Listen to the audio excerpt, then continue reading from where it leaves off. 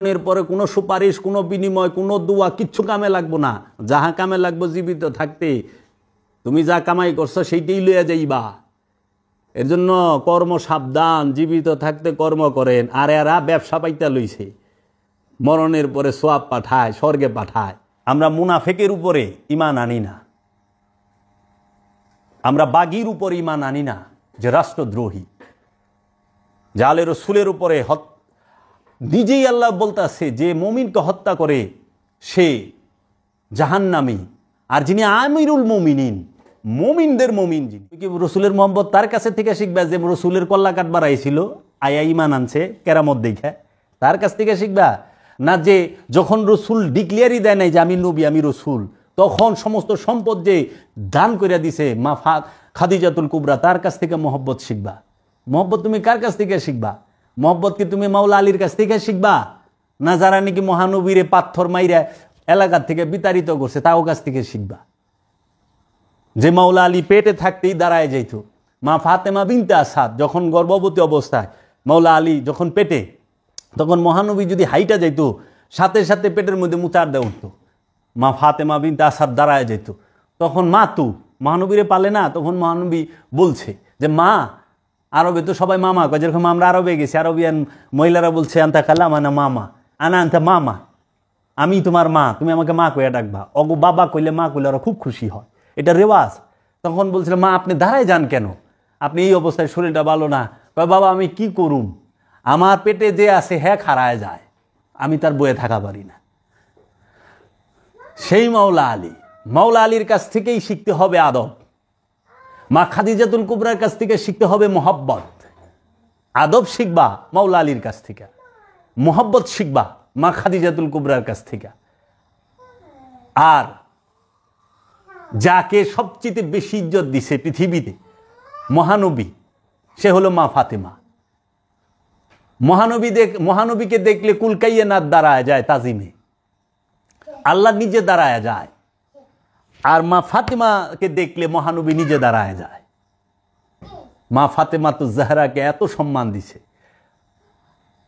সবাই আল্লাহর হাবিবের জন্য অপেক্ষা করে, মহানবী মা ফাতেমার দরজায় যায় দাঁড়ায় থাকে, তার জন্য অপেক্ষা করে। এটা সুন্নত। মহানবী ইমাম হাসান হুসাইন আলাইহিস সালাম যখন দরবারে নববী, মসজিদে নববীতে প্রবেশ করছে, মহানবী মিম্বর থেকে নাইমা আসছে, আইসা কুলে লইছে, এটা সুন্নত তাজিম। মহানবী নিছে, তারা কত কিমতি। আরে তোরা মহানবীর লেগে জীবন দিবি, আর মহানবীর কাদের উপরে ইমাম হাসান হুসাইন আলাইহিস সালাম বইয়া থাকে, মহরে নবুয়তের মধ্যে পা লাগে। মহানবী তার দুই নাতিকে দুই কান্দে বসায়া বাজারে ঘুরছে। যখন আমাকে কয় না যে নবীর খুশিতে আপনারা রাস্তায় মিছিল করেন, আরে ঘরে ঘরে করবেন, আর এটা তো সুন্নতে রসুল। রসুলই তো তার নাতি গলে রাস্তায় রাস্তায় কান্দে করে ঘুরছে, বাইরে গেছে। তো রসুল যদি ঘরে ঘুরতো আমরাও ঘরে করতাম, রসুল তো বাইরে গেছে, তাহলে সেই তাজিম কই? মহানবীর কাঁধে কে উঠছে? মহানবীর কুলির পানি সাহাবাই কেরামরা দইরা বুখারী শরীরে মাখছে, খায়া হালাইছে, কুলি করা পানি। মহানবীর নাকের হিঙ্গাইল, মুখের থুতু ফালাইলে সাহাবাই কেরামরা ডইলে বুকে মাখছে, কেউ চাইটা খায়া ফেলাইছে। আর সেই মহানবীর কাঁধে ইমাম হাসান ইমাম হুসাইন আলাইহিস সালাম বসছে। মহানবী যে ইয়ের মতো হইয়া, ঘোড়ার মতো হইয়া পিঠে নিয়ে নাতিগো খেলছে, ঘুরাইছে। আর সেই নাতিগো একজনকে বিষ দিয়া মাওলা হাসানকে মারছে মবিয়া, আর মাওলা হুসাইনকে শাহাদাত করছে এজিদ, এজিদের বংশ। আর হেরা স্বর্গে যাইব গা, আশ্চর্যের বিষয়। আপনারা কি একটু চিন্তা করেন না?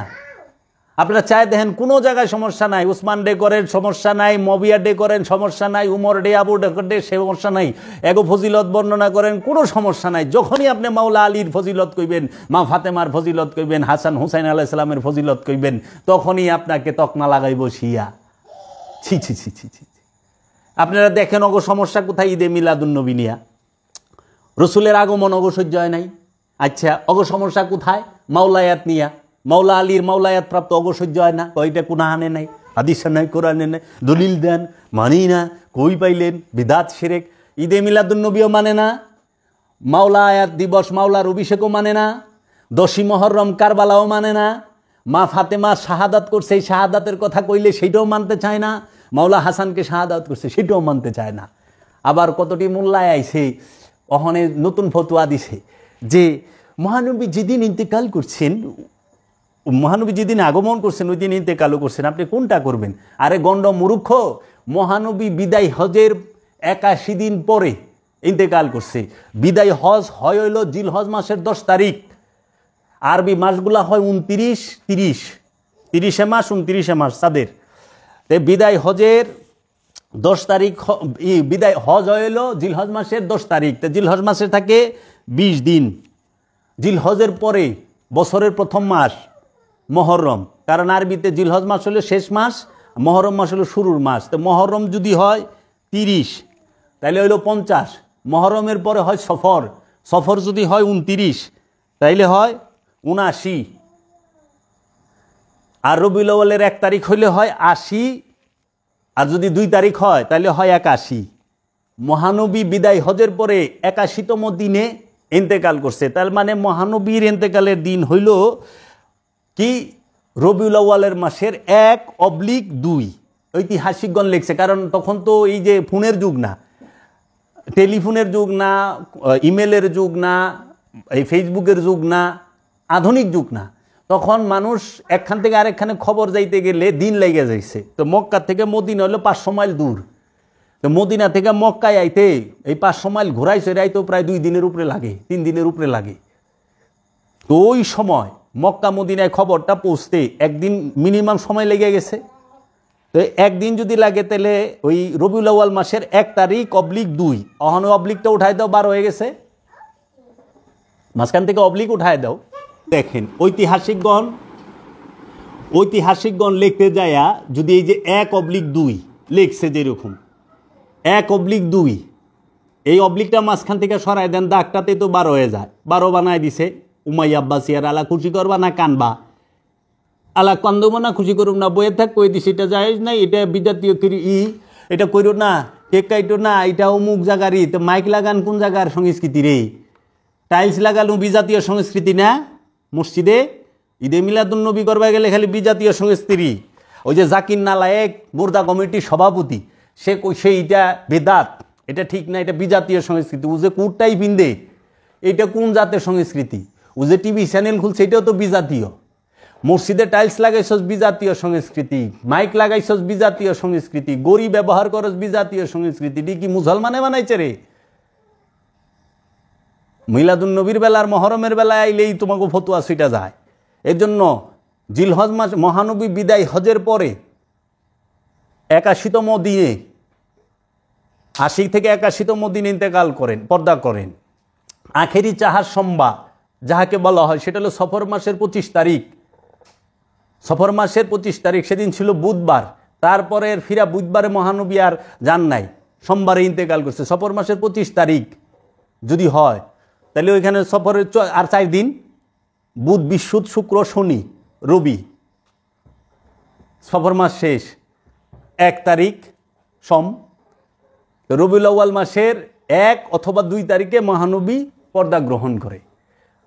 অনেক কোনো সাহাবা ঈদে মিলাদুন নবী করছে, দলিল দেওয়া পারবেন? আরে মহানবীর যখন মিলাদ হইছে, মানে আগমন করছে, তখন সাহাবি আসিল রে। মহানবী যখন 570 অথবা 71-এ যা আসলো, 570 সালে, তখন কোনো সাহাবি ছিল? সাহাবির জন্ম তো মহানবীর বয়সের 40 বছরে। মহানবীর জাহিরি বয়স যখন 40 বছর, তখন হলো সাহাবির জন্ম। তাহলে সাহাবি কই থেকে মহানবীর মিলাদুন নবী করব? ওই সময় তো আলে রসুল, আলে বায়েতেরই জন্ম হয় নাই। আলে বায়েতের জন্ম মহানবীর আগমনের 25 বছর পরে। কারণ মহানবী যখন 25 বছরে বিবাহ করেন মা খাদিজাতুল কুবরাকে, তিনি হচ্ছেন আলে রসুলের অন্যতম একজন সদস্য। তারপরে সেন মা ফাতেমা, এই ইমামগণ আসছে। তাই ওই সময় তো আলে রসুলও ছিল না। মহানবীর সাহাবায়ে কেরামদের ভিতরে সাহাবারা মহানবীর আগমনের খবরও কিছু, আগমনের সময় কেউ ছিল না, মহানবীর পর্দার সময় কেউ ছিল না। কারণ মহানবীকে যখন রাখা হয়, দাফন করা হয়, রওজায় রাখা হয়, তখন তো সাহাবায়ে কেরামরা ছিল না, সবাই মক্কা চলে গেছে। মাত্র 22 জন ছিল, সর্বোচ্চ পাওয়া যায় মাত্র 22 জন। তাহলে 1,29,000 সাহাবি গেল কই? 1.25 লাখ সাহাবি গেল কই তারা? মহানবীর রওজায় রাখার সময় মাত্র 22 জন, কেউ কয় 12 জন, কেউ কয় 13 জন, 22 জন সর্বোচ্চ। মোল্লারা তো ওয়াজ গিনা করে না, আবার কয় সাহাবারে, তো সাহাবাই কেরাম যা না করছে তুমি তাই করবা না? এগুলা হইল খোরা যুক্তি। যার আগমনে কুল কাইয়েনাত রহমত প্রাপ্ত হয়েছে তার আগমন অবশ্যই আমরা ঈদ বানাবো। মহানবী যেই দিন আগমন করছে সেই দিন মহানবী উফাত লাভ করেন নাই, এটা অপপ্রচার উমাইয়া বাসিয়ার। এখান থেকে বের করতে হবে। আমি আপনাদেরকে সোজা হিসাব দিয়ে দিছি। বিদায় হজ কবে হইছে সেই হিসাব বাইর করেন, বিদায় হজের পরে মহানবী কতদিন ছিল সেটা বাইর করেন, বাইরে যাইব। আল্লাহর হাবিব সাল্লাল্লাহু আলাইহি ওয়াসাল্লাম সমস্ত আলমের রহমত।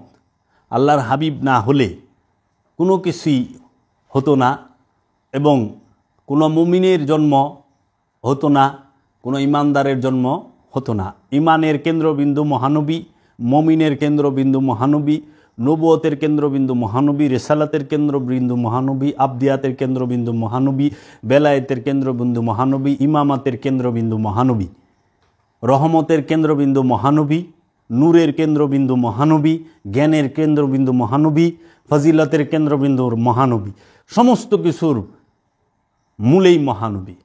প্রত্যেক মাস রসুল আল্লাহর, প্রত্যেক সফিনা রসুল আল্লাহর, প্রত্যেক মদিনা রসুল আল্লাহর। কেননা তিনি সমস্ত মাসের আগে, যখন পৃথিবী ছিল না তখনও নবী আল্লাহ ছিলেন, যখন চাঁদ ছিল না নবী আল্লাহ ছিলেন, যখন কোরআন ছিল না নবী আল্লাহ ছিলেন, যখন সাহাবা ছিল না নবী আল্লাহ ছিলেন, যখন মসজিদ ছিল না নবী আল্লাহ ছিলেন, মাদ্রাসা ছিল না নবী আল্লাহ ছিলেন, যখন হাদিসের কেতাব ছিল না তখনও নবী আল্লাহ ছিলেন, মুসলিম তিরমিজি বাইহাকি ছিল না তখনও নবী আল্লাহ ছিলেন, যখন কোনো মৌলবী মাওলানা মুফতি মুহাদ্দিস মুফাসসির ছিল না তখনও নবী আল্লাহ ছিলেন, যখন কোনো মাযহাব হানাফি শাফি মালিকি হাম্বলি ছিল না তখনও নবী আল্লাহ ছিলেন, যখন কোনো ফেরকা ছিল না, সুন্নি শিয়া ওয়াহাবি খারিজি সালাফি বাটালবি চাকরালবি ছিল না তখনও নবী আল্লাহ ছিলেন, যখন হাসর মিজান পুলসিরাত ছিল না তখনও নবী আল্লাহ ছিলেন।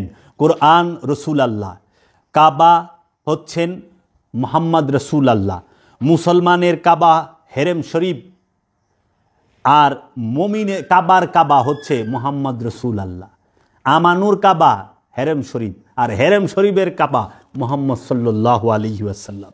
কেবলা মুহাম্মদ সাল্লাল্লাহু আলাইহি ওয়াসাল্লাম, কাবা মুহাম্মদ সাল্লাল্লাহু আলাইহি ওয়াসাল্লাম, সালাত মুহাম্মদ সাল্লাল্লাহু আলাইহি ওয়াসাল্লাম, সিয়াম মুহাম্মদ সাল্লাল্লাহু আলাইহি ওয়াসাল্লাম, মেরাজ মুহাম্মদ সাল্লাল্লাহু আলাইহি ওয়াসাল্লাম, মোহাব্বত মুহাম্মদ সাল্লাল্লাহু আলাইহি ওয়াসাল্লাম, ইমাম মুহাম্মদ সাল্লাল্লাহু আলাইহি ওয়াসাল্লাম, মাওলা মুহাম্মদ সাল্লাল্লাহু আলাইহি ওয়াসাল্লাম, ইমাম রসুল আল্লাহ সাল্লাল্লাহু আলাইহি ওয়াসাল্লাম, মাওলা রসুল সাল্লাল্লাহু আলাইহি ওয়াসাল্লাম, দীন মুহাম্মদ সাল্লাল্লাহু আলাইহি ওয়াসাল্লাম, ঈমান মুহাম্মদ সাল্লাল্লাহু আলাইহি ওয়াসাল্লাম, रहनुमा মুহাম্মদ সাল্লাল্লাহু আলাইহি ওয়াসাল্লাম, কোরআন মুহাম্মদ সাল্লাল্লাহু আলাইহি ওয়াসাল্লাম, ফুরকান মুহাম্মদ সাল্লাল্লাহু আলাইহি ওয়াসাল্লাম, কিতাব মুহাম্মদ সাল্লাল্লাহু আলাইহি ওয়াসাল্লাম, মুজাম্মিল মুহাম্মদ সাল্লাল্লাহু আলাইহি ওয়াসাল্লাম, মুদাসসির মুহাম্মদ সাল্লাল্লাহু আলাইহি ওয়াসাল্লাম, ইয়াসিন মুহাম্মদ সাল্লাল্লাহু আলাইহি ওয়াসাল্লাম, মাস্তান মুহাম্মদ সাল্লাল্লাহু আলাইহি ওয়াসাল্লাম, সিরাতাল মুস্তাকিম মুহাম্মদ সাল্লাল্লাহু আলাইহি ওয়াসাল্লাম, আহাদ মুহাম্মদ সাল্লাল্লাহু আলাইহি ওয়াসাল্লাম, ওয়াহিদ মুহাম্মদ সাল্লাল্লাহু আলাইহি ওয়াসাল্লাম, হাসিন মুহাম্মদ সাল্লাল্লাহু আলাইহি ওয়াসাল্লাম, জামিল মুহাম্মদ সাল্লাল্লাহু আলাইহি ওয়াসাল্লাম, নূর মুহাম্মদ সাল্লাল্লাহু আলাইহি ওয়াসাল্লাম, নূর আলা নূর মুহাম্মদ সাল্লাল্লাহু আলাইহি ওয়াসাল্লাম, রউফুর রহিম মুহাম্মদ সাল্লাল্লাহু আলাইহি ওয়াসাল্লাম, করিম মুহাম্মদ সাল্লাল্লাহু আলাইহি ওয়াসাল্লাম, আকা মুহাম্মদ সাল্লাল্লাহু আলাইহি ওয়াসাল্লাম, বাকা মুহাম্মদ সাল্লাল্লাহু আলাইহি ওয়াসাল্লাম, জিকির মুহাম্মদ সাল্লাল্লাহু আলাইহি ওয়াসাল্লাম, সালাতুদ দাওয়ামি মুহাম্মদ সাল্লাল্লাহু আলাইহি ওয়াসাল্লাম, তাসাব্বুর মুহাম্মদ সাল্লাল্লাহু আলাইহি ওয়াসাল্লাম, ইস্তেকামত মুহাম্মদ সাল্লাল্লাহু আলাইহি ওয়াসাল্লাম, সাবির মুহাম্মদ সাল্লাল্লাহু আলাইহি ওয়াসাল্লাম, সাল্লি আলা মোহাম্মদ সাল্লাল্লাহু আলাইহি ওয়াসাল্লাম, সৈয়দনা মোহাম্মদ সাল্লাল্লাহু আলাইহি ওয়াসাল্লাম, কুরআনুল কারীম মোহাম্মদ সাল্লাল্লাহু আলাইহি ওয়াসাল্লাম, কুরআনুল মাজিদ মোহাম্মদ সাল্লাল্লাহু আলাইহি ওয়াসাল্লাম, কুরআনুল হাকিম মোহাম্মদ সাল্লাল্লাহু আলাইহি ওয়াসাল্লাম, কুরআনুল মুবিন মোহাম্মদ সাল্লাল্লাহু আলাইহি ওয়াসাল্লাম, রাহমাতাল লিল আলামিন মোহাম্মদ সাল্লাল্লাহু আলাইহি ওয়াসাল্লাম, মোহাম্মদ সাল্লাল্লাহু আলাইহি ওয়াসাল্লাম রাসূলুল্লাহ মোহাম্মদ সাল্লাল্লাহু আলাইহি ওয়াসাল্লাম, নবী আল্লাহ মোহাম্মদ সাল্লাল্লাহু আলাইহি ওয়াসাল্লাম, ওয়ালি আল্লাহ মোহাম্মদ সাল্লাল্লাহু আলাইহি ওয়াসাল্লাম, আবদিহি আল্লাহ মোহাম্মদ সাল্লাল্লাহু আলাইহি ওয়াসাল্লামের উপরে সাল্লু আলাইহি ওয়াসাল্লিমু তাসলিমা। আপনি ঈমান কার উপর এনেছেন? আপনি ঈমান কি নবীর উপরে, রসুলের উপরে এনেছেন, না সাহাবায়ে কেরামদের উপরে এনেছেন? ঈমান আনার শর্ত কার উপরে? আমানতু বিল্লাহি, আল্লাহর উপরে, ওয়া রসুলিহি, রসুলের উপরে, ওয়া কুতুবিহি, কিতাবের উপরে, ওয়া মালাইকাতিহি, এবং ফেরেশতার উপরে। ঈমান আনতে হয় আকার উপরে এবং আলে রসুলের উপরে, গোলামের উপরে নয়। সমস্ত সাহাবায়ে কেরাম তারা তাজিম, তাদেরকে ইজ্জত করতে হবে, সম্মান করতে হবে, যারা সাহাবায়ে কেরাম, যারা মহানবীর সাহাবা, মহানবীর প্রেমিক, তাদেরকে। কিন্তু যারা মুনাফিক তাদেরকে কখনোই তাজিম নয়, ইজ্জত নয়। কারণ মুনাফিকের বংশধরেরাই জান্নাতুল বাকিতে ৭,৫০০ সাহাবায়ে কেরামের রওজা মোবারক বুলডোজার দিয়া ভাঙছে ১৯৩২ সালে ২৫শে এপ্রিল। খোঁজ নিয়ে দেখেন এই সৌদি আরবের ওহাবিরা। আগে সমস্ত মাজার ছিল, রওজা ছিল সাহাবায়ে কেরামদের এবং আলে রসুল এবং আলে বায়েতের। সমস্ত রওজাগুলো ভাঙছে। হযরত উসমানের রওজা ভাঙছে, মা আয়েশার রওজা ভাঙছে, মা খাদিজাতুল কুবরার, মা উম্মে হাবিবা রওজাগুলো এই উমাইয়া আব্বাসিয়া রাজবংশ, এই আব্দুল ওহাব নাজদীর দলেরা, এই সৌদি সমস্ত মাজারগুলো এই সৌদি আরবের, সৌদিয়া স্বাধীন করার পরে যখন উসমানী খেলাফত বিতাড়িত করে তারা, এই সৌদি আরব দখল করার পরে আব্দুল ওহাব নাজদীর নেতৃত্বে এই মাজারগুলা ভাঙা হয়। মবিয়ার মাজার অহনো আছে, মবিয়ার কবর অহনো আছে সিরিয়া। যারা আলে রসুল প্রেমিক তারা এখনও যায় ওহনে, অনেক রকম তাজিম করে। একটু গুগলে সার্চ দিয়ে দেখবেন, ওনার মাজারটা ভাঙা হয় নাই, কারণ রাইখা দিছে।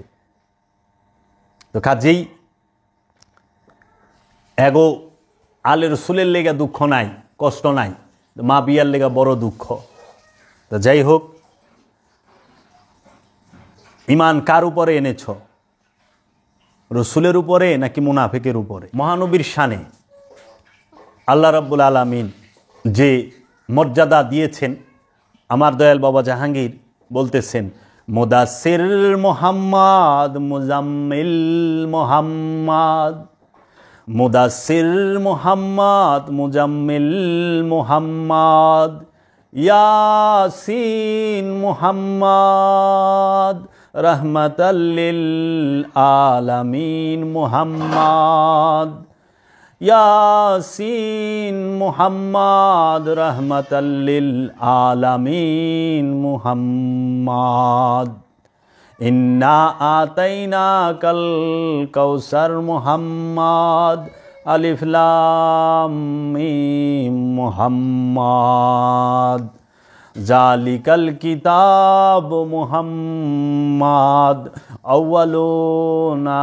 মুহাম্মদ, আওসাতুনা মুহাম্মদ, আখিরুনা মুহাম্মদ, কুল্লানা মুহাম্মদ, ইয়া নূরালা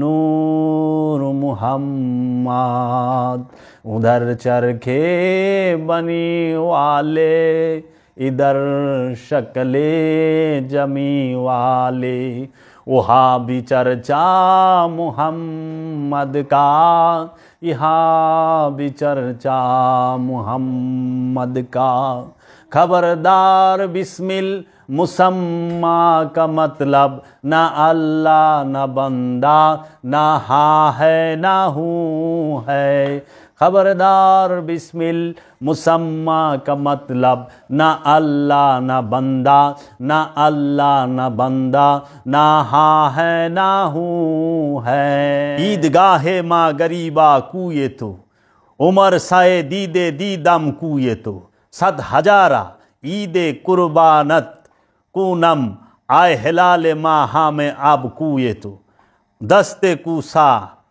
जनी बेदम पीरे माँ बिंदा ने हिम्माते माँ कुए तो, काबा मान किबला मान कुए तो, सिजदा गाहे माँ आशिका अब कुए तो, या निजामुद्दीन महबूब खुदा जुमला महबूबा गुलामे कुए तो। আর সবার প্রতি আরেকটি বিশেষ অনুরোধ এবং পরামর্শ এবং সতর্কবাণী, সেটি হচ্ছে যে কেহু বাবা জাহাঙ্গীরের নাম দিয়ে কিছু বললে বা কিছু লিখলেই এটা ভুলেও ভাবার দরকার নাই যে উনি বাবা জাহাঙ্গীরের দর্শন প্রচার করছে। আমাদের এগুলো বিচার বিবেচনা করা এবং বাবা জাহাঙ্গীরের লিখিত কিতাবগুলো সাথে তা মিলিয়ে সত্যতা যাচাই করা, এবং যাহারা বাবা জাহাঙ্গীরের বাণী থেকে প্রচার করেন, অনেকেরই দেখি বাবা জাহাঙ্গীরের নামটা নিতে তাদের অনেক কষ্ট হয়, কিন্তু আফসোসের বিষয় আপনারা সবার নামই নিতে পারেন, বাবা জাহাঙ্গীরের নাম নিতে।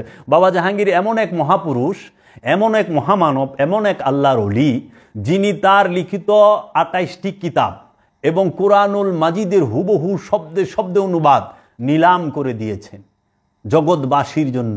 তিনি দাতা, দাতা বাবা জাহাঙ্গীর, হায়রাত বাবা জাহাঙ্গীর, হাসনাত বাবা জাহাঙ্গীর।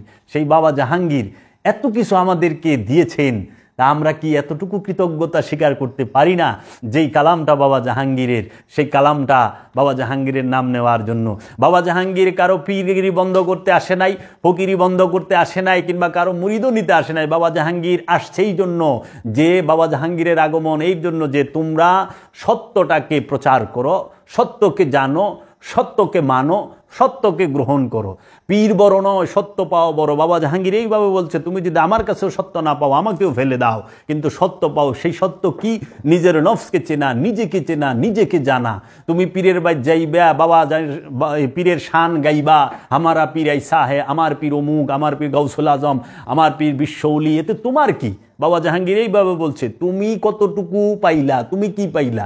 তুমি নিজেরে চিনছ, তুমি নিজেরে পাইছ, নিজেরে দেখছ? এর জন্য বাবা জাহাঙ্গীর বলছে, আমি সাইনবোর্ড চাই না, আমি সত্য চাই, আমি সত্য চাই। বাবা জাহাঙ্গীর বলছে, খোদা আমি তোমারে চাই। তুমি যদি ডোমের ঘরে থাকো, যারা ডোম কারে কয়, যারা সীতা খোলায় লাশ পোড়ায় তাদেরকে ডোম বলে, যারা লাশ বেকা হয়ে গেলে গা বাইরে তাকে কয় গাইঠা সারাল। এই ডোমের ঘরেও যদি থাকো, তুমি আমার ওইখানে নিয়ে যাও, তো আমি তোমাকে চাই আল্লাহ, আল্লাহ আমি তোমাকে চাই। তো কাজেই সত্য হচ্ছে বড় জিনিস, পীর বড় নাই, এই কথা কেউ বলে না। এই বাণী সত্য বড়, পীর বড় না। আমি সাইনবোর্ড চাই না, আমি সত্য চাই। তুমি প্রেমের কাফের হও, ইসলামের বান্দা হও না। তুমি প্রেমের কাফের হয়ে যাও, মহব্বত, বাস মহব্বত করো, মহব্বতই তোমাকে মুক্তি দেবে। আকল ইয়ার হ্যায় सौ बेज बादल लेती है, इश्क बेचारा ना जाहिद ना मुल्ला ना हकीम है। अकल माने बुद्धि, अय्यार है धूर्त चालाक। इश्क बेचारा, সে জাহেদও না, সে মুল্লাও না, সে হাকিমও না। সরল প্রেমিক, সে বক্তাও না, সে বিচারকও না, সে মুল্লাও না, সে সরল প্রেমিক। খাজা গরিবে নেওয়াজের কালাম বাবা জাহাঙ্গীর থেকে শুনেছি। বদনামি ইश्क में इज्जत है, रुसवाए निशाने सियादत है। बदनामी इश्क में इज्जत है, রসুয়ায়ে নিশানে সিয়াদাত হে। প্রেমের কলঙ্কেও ইজ্জত আছে, কিন্তু অহংকারীর পতাকা তলে ধ্বংস লুকায়া থাকে। আল্লামা জামি বলেছেন, বাবা জাহাঙ্গীরের কিতাবে লেখা আছে, বাবা জাহাঙ্গীরের মারেফতের বাণী কিতাব, সুফিবাদ আত্মপরিচয়ের একমাত্র পথ, নিম্ন বিচিত্র দাহম, ইতিহাস নয়, সুফিবাদের রহস্য, ফকিরির গোপনেরও গোপন কথা, ফকিরির আসল কথা, মেজাজি শয়তান, হাকিকি শয়তান, মেজাজি সেজদা, শরীয়তি সেজদা, মারেফতি সেজদা, শরীয়তি শয়তান, মারেফতি শয়তান, এই নামে অনেকগুলো কিতাব আছে। বাবা জাহাঙ্গীরের কিতাবে লেখছে আল্লামা জামির কালাম, বদরগাঁও হেদ মুস্তাগির আমুদে ও জঞ্জির হেরমায় আসির আমুদে, শাহ আজ করম সুয়ে মা এক নজর, মিসকিনো গরিবো ফকিরো আমুদে। বদরগাঁও হেদ মুস্তাগির আমুদে, আমি অনেক রঙে রাঙানো হতবিহবল এক প্রাণী। ওয়াজঞ্জির হেরমা সিরামুদে, আমি শিকল পরিহিত এক বন্দী, কামনার শিকল বাসনার শিকল দিয়ে আমি বন্দী, চাওয়া পাওয়া আশা আকাঙ্ক্ষার শিকলে আমি বন্দী। শাহ আজগরম, হে মহারাজা ধীরাজ বাবা জাহাঙ্গীর, হে মহারাজা ধীরাজ ইয়া রাসূলুল্লাহ মুহাম্মদ সাল্লাল্লাহু আলাইহি ওয়াসাল্লাম, সুয়ে মা এক নজর, তুমি একটা বার আমার এই দিকে তাকাও, আমি অদমের দিকে তাকাও, একটা বার, সুয়ে মা এক নজর, একটা বার তাকাও। মিসকিনো গরিবো ফকিরো আদু আমুদে, আমি এই মিসকিন, এই নিঃস্ব, গরিব, সর্বহারা, ফকির, যার কিছুই নাই, আমুদে, আমি ধন্য হই, তুমি একটা নজর আমার দিকে তাকাও বাবা, এ আল্লাহর হাবিব, তুমি আমার দিকে একটা নজর তাকাও। বাবা জাহাঙ্গীর বলছে প্রেম করা যায় না, প্রেম হয়ে যায়। বাবা জাহাঙ্গীর বলছে প্রেম করা যায় না, প্রেম হয়ে যায়। বাবা জাহাঙ্গীরের বাণী, বাবা জাহাঙ্গীর বলছে উলঙ্গ শরীর কাপড় দিয়ে ঢাকা যায়, কিন্তু অভাব আর লোভের শরীর কখনো কাপড় দিয়ে ঢাকা যায় না। উলঙ্গ শরীর কাপড় দিয়ে ঢাকা যায়, অভাব আর লোভের শরীর ঢাকা যায় না। আমরা যেন এই বাবা জাহাঙ্গীরের এই দেখানো পথে চলতে পারি। পরিশেষে আমি বাবা জাহাঙ্গীরের একটি সুন্দর বাণী দিয়ে শেষ করতে চাই। পাশবিক শক্তি মানুষের শ্রেষ্ঠতম শক্তি নয়, শ্রেষ্ঠতম শক্তি মানুষের আত্মিক শক্তি। সেই শক্তিকে উদ্বুদ্ধ করো, দাঁড়াও আপন পায়ে ভর দিয়ে, ত্যাগ করো সেই লোভের পণ্য মাদক দ্রব্য, সর্বজনিত বিষয়ে সত্যশ্রয়ী হও, নির্ভীক হও, মৃত্যুঞ্জয়ী হও, দেখবে মুক্তি পরপারে রত, দেখবে মুক্তি পরপারে রত। এত সুন্দর বাণী বাবা জাহাঙ্গীর বলেছে। তোমরা নিজেকে চিনো, নিজেকে জানো, তোমরা ধ্যান সাধনা করো, মোরাকাবা মুশাহিদা করো। গুরুর ধ্যান সাধনা ছাড়া তোমরা কিছু কথা শিখবা, তর্কে একজনকে হারাই দিবা, কিন্তু সত্যের সন্ধান পাবা না। তোমার সাথে সত্যই যাইবা, আর কিছুই যাইব না। সম্পদ তোমার সাথে যাবে না, সংসার তোমার সাথে যাবে না, তোমার সাথে সত্য যাবে। সত্যকে আলিঙ্গন করো। আমি আমার মুর্শিদের মহাপবিত্র কদম মোবারক ভক্তি ও চুম্বন রেখে এখানেই রাখলাম। আপনাদের কাছে আমার একটি আহ্বান, সেটি হচ্ছে আমার এই আলোচনা যদি আপনাদের ভালো লাগে, আপনারা আমার চ্যানেলটি সাবস্ক্রাইব করবেন। আমার ইউটিউব চ্যানেলের নাম হচ্ছে সুফি আত্মপ্রকাশ এবং আমাদের ফেসবুক পেজের নাম হচ্ছে সুফি আত্মপ্রকাশ। আমি বাবা জাহাঙ্গীরের লিখিত কোরআনুল মাজিদ হুবহু অনুবাদ থেকে এবং বাবা জাহাঙ্গীরের লিখিত 28টি কিতাব থেকে সুফি দর্শন ভিত্তিক এবং কোরআন ও হাদিস দর্শন ভিত্তিক বিষয়ভিত্তিক আলোচনা রাখার চেষ্টা করি এবং বিভিন্ন সুফিবাদের কিতাব এবং অনেক বড় বড় আলেম উলামা যারা আছেন তাদের কিতাব থেকেও আলোচনা রাখার চেষ্টা করি এবং সুফি দর্শন থেকে বাবা জাহাঙ্গীরের কিতাবগুলো আপনাদের পড়ার আহ্বান রইল। আপনারা বাবা জাহাঙ্গীরের কিতাবগুলো পড়ে দেখবেন এবং আপনারা বাবা জাহাঙ্গীরের ফকরুনি দরবার শরীফে এসে বাবা জাহাঙ্গীরের নূরের আওলাদ বাবা বেদম ওয়ারসিয়াল জাহাঙ্গীরের কাছ থেকে শিক্ষা গ্রহণ করে একটি ধ্যান সাধনা করে দেখুন আপনি সত্য পান কিনা, এর ভেতরে সত্য আছে কিনা। আপনারা একটু দেখার চেষ্টা করুন।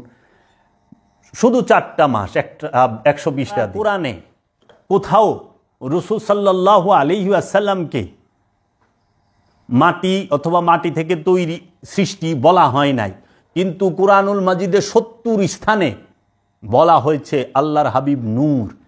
সেটার দলিল আমি দিব কোরআন থেকে 70 স্থানে। এবং আপনারা আশ্চর্য হবেন, কোরআনে আল্লাহ তাআলা বলতেছেন যে আমি বাশারকে সৃষ্টি করছি, আমি আদমকে সৃষ্টি করছি পুরা ঠনঠনা মাটি দিয়া। বাশার সৃষ্টি করছে, বাশার শব্দের অর্থ হলো চামড়া, চামড়া। নবী কোরআনের মাজিদে বলছে কুল ইন্না মা আনা বাশারুম মিসলুকুম, কুল বলে দিন ইন্না নিশ্চয় আমি, মা কি, বাশারুম মিসলুকুম তোমাদের মতো চামড়াধারী। প্রশ্ন করছে আমি কি তোমাদের মতো চামড়াধারী? ওখানে আমি কি, এই মা শব্দটা কাইটা দেয় ওয়াহাবিরা, বলছে যেরকম মা শব্দ কি কাইটা দিলে যা আমি তোমাদের মতো চামড়াধারী বাশার মানুষ, এইটা লইয়া, কিন্তু ওই যে 70 জায়গায় যে কইতেছে আল্লাহর হাবিব নূর, এইটা চোখে দেখে না মৌলবীরা। চক্রান্ত দেখেন আল্লাহর হাবিবকে নিয়ে। সেই চক্রান্তটা কি? সেই চক্রান্তটা হইল এইরকম যে কোরআন হচ্ছে উম্মুল কিতাব, কোরআনের মতো সর্বশ্রেষ্ঠ কিতাব আর নাই। সমস্ত কিতাবের সর্বশ্রেষ্ঠ কিতাব হইল কোরআন। আচ্ছা, কোরআন যে লই আইছে রুহুল আমিন, সে হচ্ছে সর্বশ্রেষ্ঠ মর্যাদার অধিকারী। মৌলবীরা কয় জিব্রাইল ফেরেশতা লই আইছে, তো ফেরেশতাদের সৈয়দ হইল জিব্রাইল। যদিও আমি এটা স্বীকার করি না জিব্রাইল কোরআন আনছে, কারণ কোরআন বলতেছে রুহুল আমিন এসেছে। মোল্লাদের কথা দিয়েই ধরি, জিব্রাইল সে যে কোরআন নিয়ে আসলো সে সৈয়দাতুল মালাইক হইল, সর্দার হয়ে গেল, ফেরেশতাদের ইমাম। যে কোরআন নিয়ে আসলো, কোরআন উম্মুল কিতাব হইল। যেই পাহাড়ে কোরআন নাজিল হইল হেরা পর্বত, সেটাকে বলা হয় সৈয়দাতুল জাবাল। তাইলে যেই রাতে যেই মাসে কোরআন নাজিল হইল সেই মাসকে বলা হয় সৈয়দাতুল শাহর, মানে 12 মাসের মধ্যে সবচেয়ে সর্বশ্রেষ্ঠ মাস হলো রমজান মাস। যেই রাতে নাজিল হইল সেই রাতকে বলা হয় সৈয়দাতুল লাইল, মানে সর্বশ্রেষ্ঠ রাত্রি।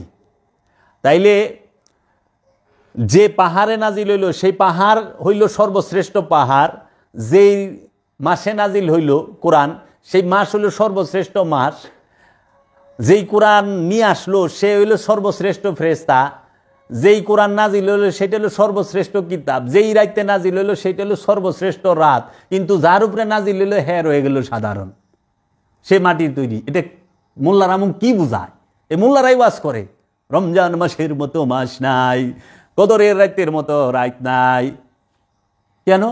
কোরআন নাজিল হয়েছে। আচ্ছা, জিব্রাইল ফেরেশতার মতো এত উঁচা মর্যাদার ফেরেশতা নাই, কেন কোরআন নিয়ে আইছে ওহী বাহক? আচ্ছা ঠিক আছে। তারপরে যেই পাহাড়ে কোরআন নাজিল হয়েছে ওর মতো নাই, কোরআনের মতো কোনো আসমানি কিতাব নাই। আচ্ছা ঠিক আছে, সব সর্বশ্রেষ্ঠ। যার উপরে কোরআন নাজিল হইল হ্যাঁ সাধারণ রয়ে গেল ওহাবি উমাইয়া আব্বাসিয়ার কাছে। এই যুক্তি কতদিন চলবো আপনারাই বলেন? এটা কোন যুক্তি দেয় মোল্লার দলেরা? কি কয় এখন মাথা ঠিক আছে? যে সব সেরা হয়ে পারলো, আল্লাহর হাবিব সেরা হইতে পারলো না, নাউজুবিল্লাহ মিন যালিক। যে হাবিব না আসলে জাবালে নূর পর্বত, হেরা গুহা, সে সৈয়দ হইতে পারতো না, জিব্রাইল সৈয়দ হইতে পারতো না, কোরআন উম্মুল কোরআন হইতে পারতো না, রমজান মাস সেরা মাস হইতে পারতো না, কদরের রাত সেরা রাত হইতে পারতো না। যে না আসলে, তার আগমনে, মহানবীর আগমনে সবচেয়ে বেশি দুঃখ পাইছে যেজন, তার নাম জানেন? হুইনা নেন, মিস্টার ইবলিশ।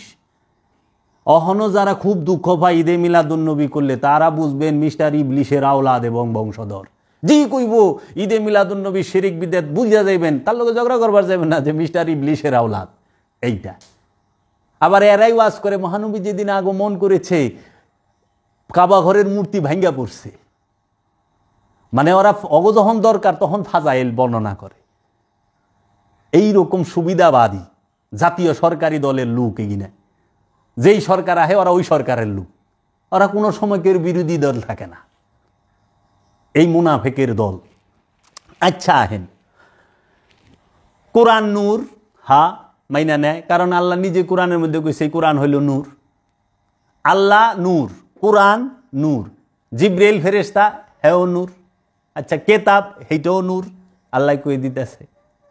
তো ঠিক আছে, তাহলে কোরআন, আল্লাহ নূর, কোরআন নূর, ফেরেশতা নূর, কিতাব নূর, আর নফস নূর।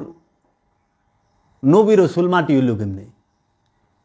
আল্লাহ নূর মানলেন, কোরআন নূর মানলেন, ফেরেশতারা নূর মানলেন, ইমান নূর মানেন। আল ইমানু নূরুন ওয়াল কুফরে জুলমাত। ইমান হইল নূর, ইমান নূর মানেন। যার উপরে ইমান আনলে ইমান হয়, হ্যাঁ মাটি হয় কেমনে? ওই মৌলবী, ওই তোর ওহাবির বাচ্চা, তোর ওহাবি আর এই গোলাপি ওহাবি পিশেষ। আমি জাতির কাছে, মুসলমান যারা আলেম সমাজ আছেন তাদের কাছে, এবং পীর মাশায়েখ যারা আছেন, অধিকাংশ যারা গোলাপি পিসায়, তাদের কাছে একটি প্রশ্ন, বেশ কয়েকটি প্রশ্ন আমি রাখতে চাই, এবং এটা একটা চ্যালেঞ্জও। যদি কেউ বসতে চান, আমি বসতে ইচ্ছুক, এবং আমি এটা প্রেস ক্লাবেও বলার চেষ্টা করব যদি সময় হয়। যে প্রথম, কোরআনে আছে তোমরা তোমাদের মা এবং বাবা এবং সন্তানদের জন্য দোয়া করো, কিন্তু রসুলের জন্য দোয়া করার কথা এবং সোয়াব পাঠানোর কথা সারা কোরআনে কোথায় আছে? এমন কি কোনো আলেম আছেন, এমন কি কোনো পীর সাহেব আছেন যে দেখাইতে পারবেন সারা কোরআন মাজিদ থেকে যে আল্লাহ বলছে রসুলের জন্য একটু দোয়া করতে, রসুলের জন্য সোয়াব পাঠাইতে? এইটা কুফুরি আকিদা, এটা সম্পূর্ণ কুফুরি আকিদা, বেয়াদবি। এইখান থেকে আপনারা সরে দাঁড়ান। 2 নাম্বার, যারা রুহের জন্য মাগফিরাত কামনা করেন অথবা রুহের জন্য সোয়াব পাঠান এবং রুহের 5 ভাগ করেন, তারা নিজেদেরকে আলেম এবং পীরে কামেল বলে দাবি করেন। আমি বলতে চাই তারা আলেম নামের জাহেল এবং তারা কামেল হইতেই পারে না, পীর নামের পিশাচ এবং এর যোগ্যতাও রাখে না। যেই সমস্ত আলেম, যেই সমস্ত বাউল শিল্পী এবং যেই সমস্ত পীর মাশায়েখগণরা রুহের 5 ভাগ করেন এবং রুহুর জন্য দোয়া করেন, রুহের সওয়াব পাঠান, রুহের মাগফিরাত কামনা করেন, এদেরকে আমি চ্যালেঞ্জ করলাম, যদি জগতে এইরকম কেউ থাকেন প্রেস ক্লাবে আসবেন, বসবো। আমি সব সময় রাজি আছি ফকুরনির দরবার শরীফে, কিংবা আমার সাথে ব্যক্তিগতভাবেও যদি বলেন আমি কোরআন থেকে দলিল নিয়ে বসবো। সারা কোরআনে রূহ সম্পর্কে 21টি আয়াত আছে, আমি সেই আয়াত নিয়ে বসবো। এক জায়গায় রূহ মৃত্যুবর স্বাদ গ্রহণ করব, অথবা রুহের কোনো ভাগ আছে কেউ দেখাইতে পারবেন? যারা বলেন রুহে হাইওয়ানি, রুহে নাবাতি, রুহে জামাতি, রুহে ইনসানি, এই যে বিপর্যয়, এই যে অজ্ঞতা, এর থেকে বের হবেন কবে আপনারা? রূহ স্বয়ং কুলুর রুহি মিন আমরি রব্বি, রূহ হচ্ছে রবের আদেশ, রবের আদেশ রব থেকে আলাদা না। আবার আল্লাহ বলতেছে ইউতি মাইয়াশাউ, আমি যাকে খুশি তাকে দেই, উলকির রুহা, আমরা রু নিক্ষেপ করি। ইউতি মাইয়াশাউ, যাকে খুশি তাকে রু নিক্ষেপ করা হয়, যে আর খুশি তার উপরে আল্লাহ রু নিক্ষেপ করে। রু নাজেল হয়, রু তো মিয়া সৃষ্টিই না। তানাজ্জালুল মালাইকাতি ওয়ার রূহ, সূরা কদর। রু নাজেল হয়, তাহলে আপনারা রুকে সৃষ্টি কিভাবে বলেন? যে সৃষ্টি না তার জন্য কিসের দোয়া? দোয়া তো সব সৃষ্টির লেগেও না, দোয়া তার জন্য যার জন্য মাগফিরাত, তার জন্য যার নফসের সাথে কামনা বাসনা তথা খান্নাস রূপী শয়তান মিশে আছে। শয়তান থাকলে তার জন্য দোয়া, পবিত্রের জন্য তো দোয়া নাই। আর রু তো স্বয়ং আল্লাহ নিজে। এই রু যখন প্রকাশিত এবং বিকশিত হয় তখন সে যে রূপ ধারণ করে সেটাকে বলা হয় রব, যিনি বিশ্বজাহানের রব। আর এই রবের লেগে দোয়া, মুসলমান এই মুল্লা এগিনার এত দূর গেছে এরা রসুলের লেগে তো দোয়া করে, আল্লাহরও মাগফিরাত কামনা করে। ছি ছি ছি ছি ছি, মুল্লা এখন আল্লাহ বয়ে রয়েছে, আশ্চর্যের ব্যাপার। নাউযুবিল্লাহ মিন যালিক। এখান থেকে বের হন। যদি এইরকম কোনো থাকেন কেউ যে কোরআন থেকে নিয়ে আমি হুজুর শরীফ লইলে লিখাম হইব না, কারণ রু হুজুর শরীফের বিষয় না। আর এই যে বাউলরা যে আহে বাঙ্গা খোরা ল্যাংরা যুক্তি লে, এইটিও চলবো না। এন থেকে বের হন। অজ্ঞ এরা, এদের ওই রকম কোনো সাধন বোঝনের জ্ঞান নাই। যে জীবনে নিজের ভিতরে ডুব দিল না, সে শয়তানকে কিভাবে জানবো?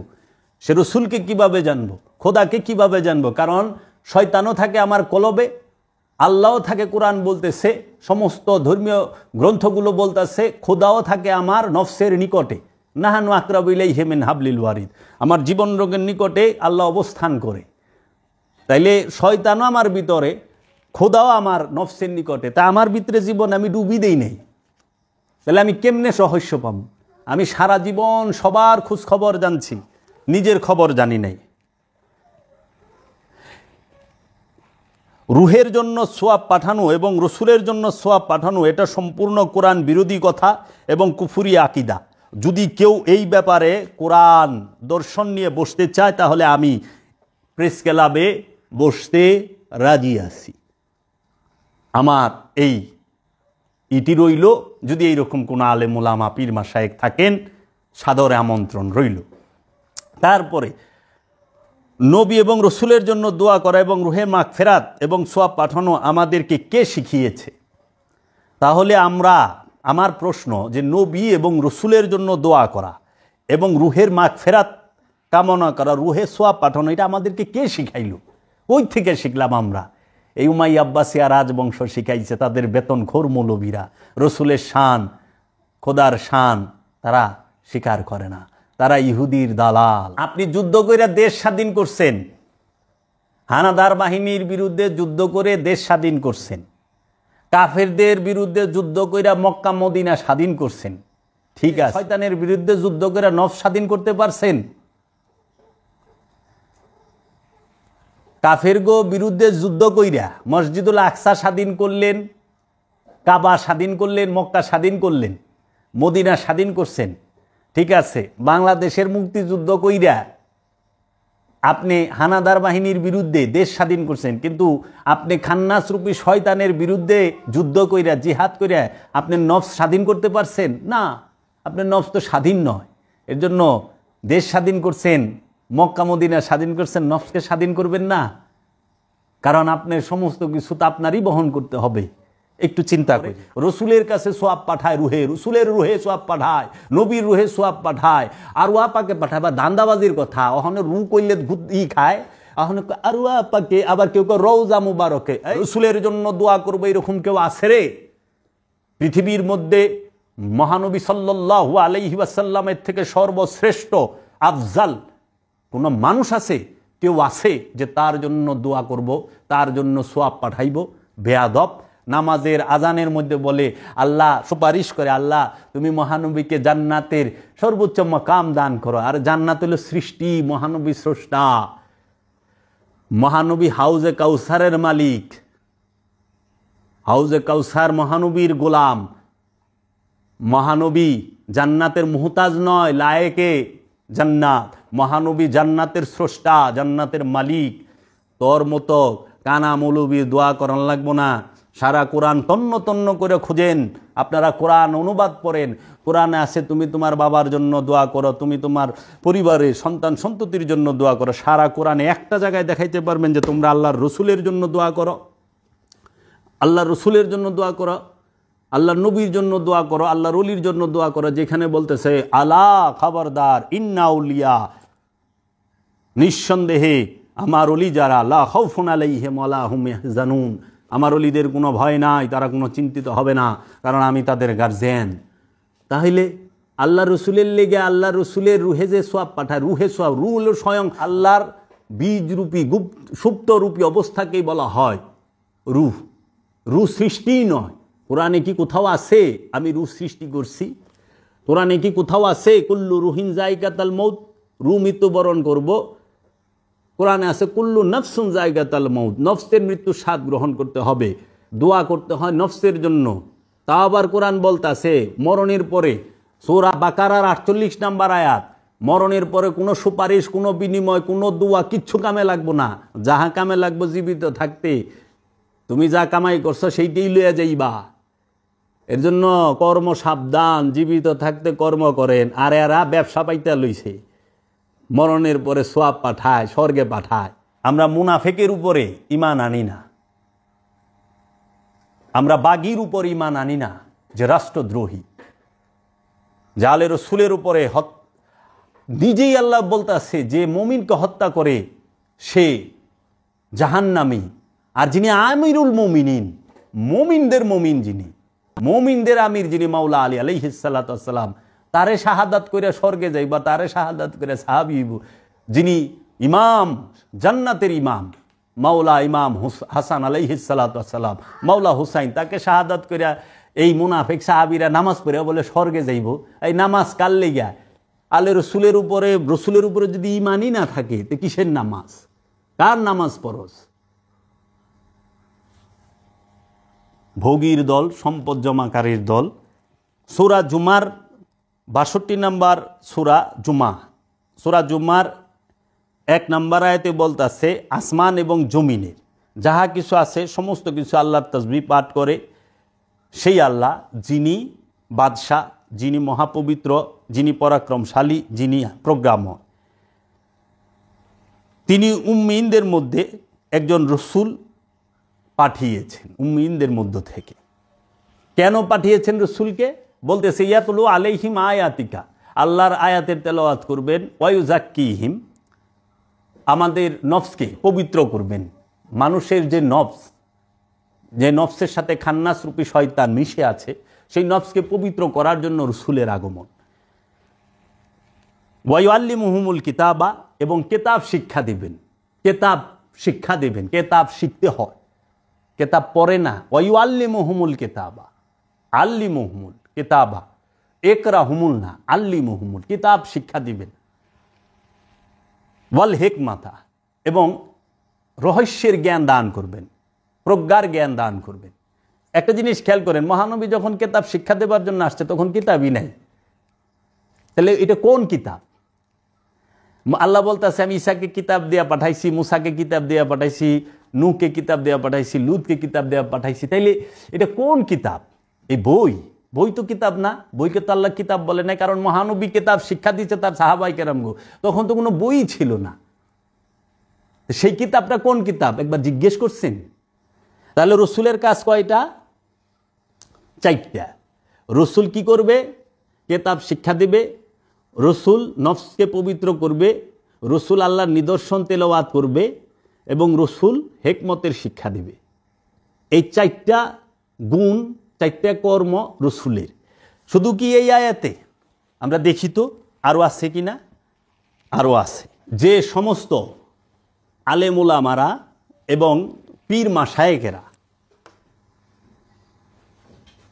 রুহের জন্য সোয়াব পাঠায়, রুহের জন্য মাগফিরাত কামনা করে, এবং রসুলের রওজায় সোয়াব পাঠায়, রসুলের রওজায় রসুলের রুহে সোয়াব পাঠায়, দয়াল নবীর রুহে সোয়াব পাঠায়, কিংবা আরওয়া পাকে সোয়াব পাঠায়, এগিনার থেকে ফুল স্পিরিটে বাইকে যায় ইমান বাঁচাইবার হইলে। এগিনা একটাও কামেল না, এগিনা সব ব্যবসায়ী পিসাব, থাবকির দল, লাউ কদু সব খাই। একটু গভীরভাবে খেয়াল করেন আপনি তার কাছ থেকে কি শিক্ষা পাইলেন। আর মৌলবী সাহেব যদি ওয়াজ করে হেয়ার প্যান্ডেল থেকে ওয়াজ শুই না, সোয়াব গাঠি বইরা বাইন্দা লই আইবেন। এই সমস্ত মোল্লা এবং পীর থেকে সাবধান, যারা রসুলের জন্য দোয়া করে এবং নবীর জন্য দোয়া করে। রসুলের জন্য দোয়া করা হারাম, এটা কুফুরি আকিদা। রসুলের জন্য কেমনে দোয়া করেন আহেন একটু দেখি, রসুল সম্পর্কে বলি। 49 নম্বর সূরা হুজুরাত, সূরা হুজরাতের 1 নম্বর আয়াত পড়বেন। আল্লাহ রাব্বুল আলামিন আল্লাহর হাবিব সম্পর্কে বলতেছেন, ইয়া আইয়ুহাল্লাযীনা আমানু লা তুকাদ্দিমু বাইনা ইয়াদাইল্লাহি ওয়া রাসূলিহি ওয়াত্তাকুল্লাহা ইন্নাল্লাহা সামিউন আলিম। ডাকটা দিছে কি? হে ঈমানদারেরা, ইয়া আইয়ুহাল্লাযীনা আমানু, হে ঈমানদারেরা, বিশ্বাসীরা। আমানুকে বলছে, লা তুকাদ্দিমু বাইনা ইয়াদাইল্লাহি, তোমরা রসুলের সামনে অগ্রণী, মানে রসুলের আগে হাইটো না, রসুলের সামনে আগে আগে হাইটো না। আচ্ছা, আল্লাহকে ভয় করো, আল্লাহ সর্বশ্রোতা অজ্ঞ, আল্লাহ হারাম কইরা দিছে, এটা আল্লাহর হুকুম। এই ইমানদারেরা তোমরা আল্লাহ এবং আল্লাহ রসুলের সামনে অগ্রসর হইও না, তার সামনে সামনে হাইটো না, তার সাথেও না, তার পিছনে। আচ্ছা, 2 নম্বর আয়াত, ইয়া আইয়ুহাল্লাযীনা আমানু লা তারফাউ আসওয়াতাকুম ফাওকা সাওয়াতিন নবী ওয়ালা তাজহারু। এখানে দেখবেন এই সূরার অধিকাংশ অনুবাদকারী বড় বড় হিয়া, বড় বড় মৌলবী, জাগরনিকি নামের আগে পিছে এক সাঙ্গারি টাইটেল আছে, এরা আমানুর অর্থ মুমিন করে থুয়া দিছে। আমানুর বাংলা অনুবাদ করছে মুমিন, মুমিন না। আমানু আর মুমিন আসমান জমিন তফাত। আমানু আরবি শব্দ, মুমিন আরবি শব্দ। আমানু অর্থ বিশ্বাসী, মুমিন অর্থ বিশ্বাসী। আমানু অর্থ হলো প্রাথমিক বিশ্বাসী, যে কোয়া মুখে মুখে মুখে বিশ্বাসী, মুখের কথা, অন্তরে বিশ্বাসী স্থাপন করতে পারে না। যে মৌখিক ইমানদার তাকে বলে আমানু, আর যে মুখে এবং হৃদয়ে পরিপূর্ণ ইমান আইনা ফেলাইছে সে হইল মুমিন।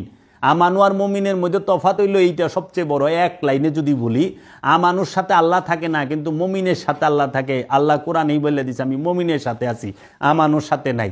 এবং মুমিনের জন্য কোনো সালাত সিয়ামের হুকুম নাই, ইবাদতের হুকুম নাই, আছে অনুরোধ। আর আমানুর জন্য সমস্ত সালাত সিয়াম সব কিছুর হুকুম। সেই আমানুকে বলতাছে এই সূরা হুজুরাতের 2 নম্বর আয়াতে, হে আমানুগণ, তোমাদের কণ্ঠস্বর নবীর কণ্ঠস্বরের চেয়ে উঁচু করো না।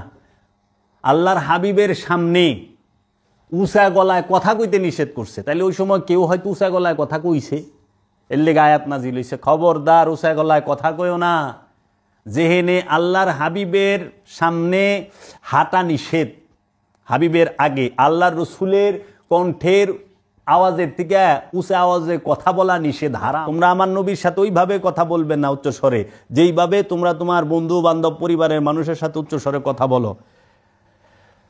এমন যেন না হয় যে তোমাদের কর্ম নিষ্ফল হয়ে যাবে, তোমাদের অজ্ঞতা সারে, তোমাদের অজ্ঞানতায় তোমরা যা আমল করছো সমস্ত কিছু আল্লাহ জ্বালায় দিব। আল্লাহ নিজে কইছে জ্বালায় দিব। একটা হইল ক্রোক করব, মানে জব্দ করব, আরেকটা হলো জ্বালাই দিব। জব্দ করলে তো ফেরত পাওয়ার চান্স আছে, জ্বালাই দিলে তার ফেরত পাওয়ার চান্স নাই। আল্লাহ আমলই জ্বালাই দিব। আর এই পীর নামের পিশাচ আর আলেম নামের জালেমরা মহানবীর এবং মহানবীর বংশে সব পাঠায়, রুহে তাও রওজায় হাদিয়া পাঠায়। কত টাকা পড়ছে? দয়া ভিক্ষা চাইবেন আল্লাহর হাবিবের কাছে, আল্লাহর রসুলের কাছে, আল্লাহর রসুলের বংশের কাছে, আমি মহাপাপী, আমাকে দয়া করেন। আপনি দোয়া করার উপযুক্ত হন নাই, কারণ আপনি রসুলের থেকে উঁচু মর্যাদা নন। আপনি রসুলের থেকে উঁচু মর্যাদার নন যে তার জন্য দোয়া করবেন।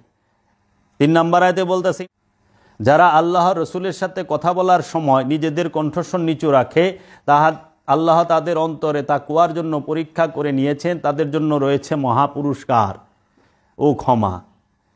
এবং 4 নম্বর আয়াতে বলছে, যারা আপনাকে হুজুর আর বাইরে থেকে ডাকাডাকি করে তাদের বেশিরভাগ লোকেদের কোনো কাণ্ড জ্ঞান নেই। যারা আল্লাহর হাবিবের ঘরের বাহিরে থেকে ডাকাডাকি করে উচ্চ সুরে, তারা অজ্ঞ, কাণ্ড জ্ঞানহীন। তাহলে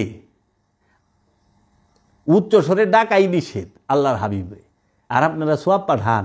ছি ছি ছি, আরে পিসাব রে, আরে মোল্লা, নামাজ কবুল হয়েছে কিনা হিটা কয়ে পারে না।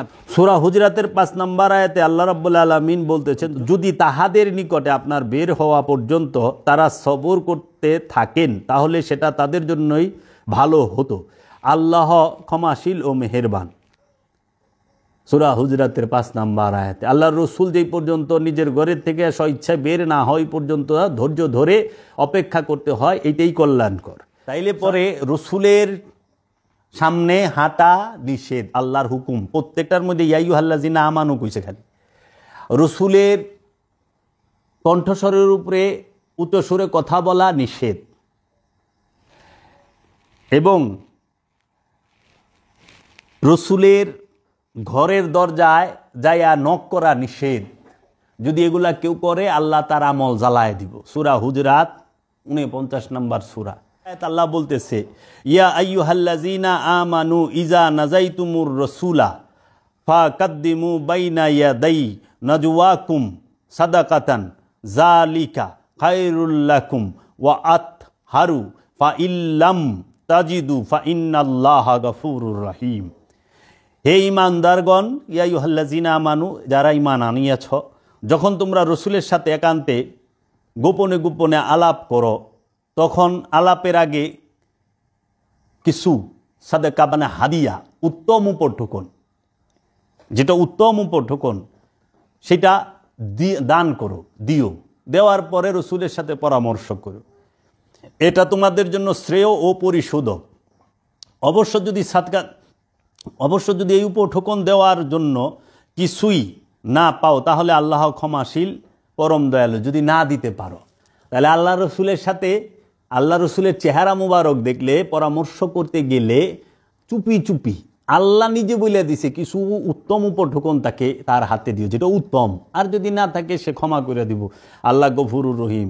আর থাকা অবস্থায় না দিলে কিন্তু ক্ষমা করব না। তাইলে যে আল্লাহর হাবিবের চলা ফেরা, উঠা বসা, শুয়া, শরীরের কাপড় থেকে নিয়ে সমস্ত কিছু আল্লাহ পুঙ্খানুপুঙ্খানু লক্ষ্য করতেছে, সেই আল্লাহর হাবিবের লেগিয়া এই মোল্লার দল, এই পীর নামের পিশাচের দল, এরা কি করছে? অধিকাংশ, সবাই না, যারাই রুহের জন্য সোয়াব পাঠায় এবং রসুলের জন্য দোয়া করে, বুঝবেন এগুলা মোল্লা, তা ওহাবি, সুন্নি মোল্লা না, ওহাবি।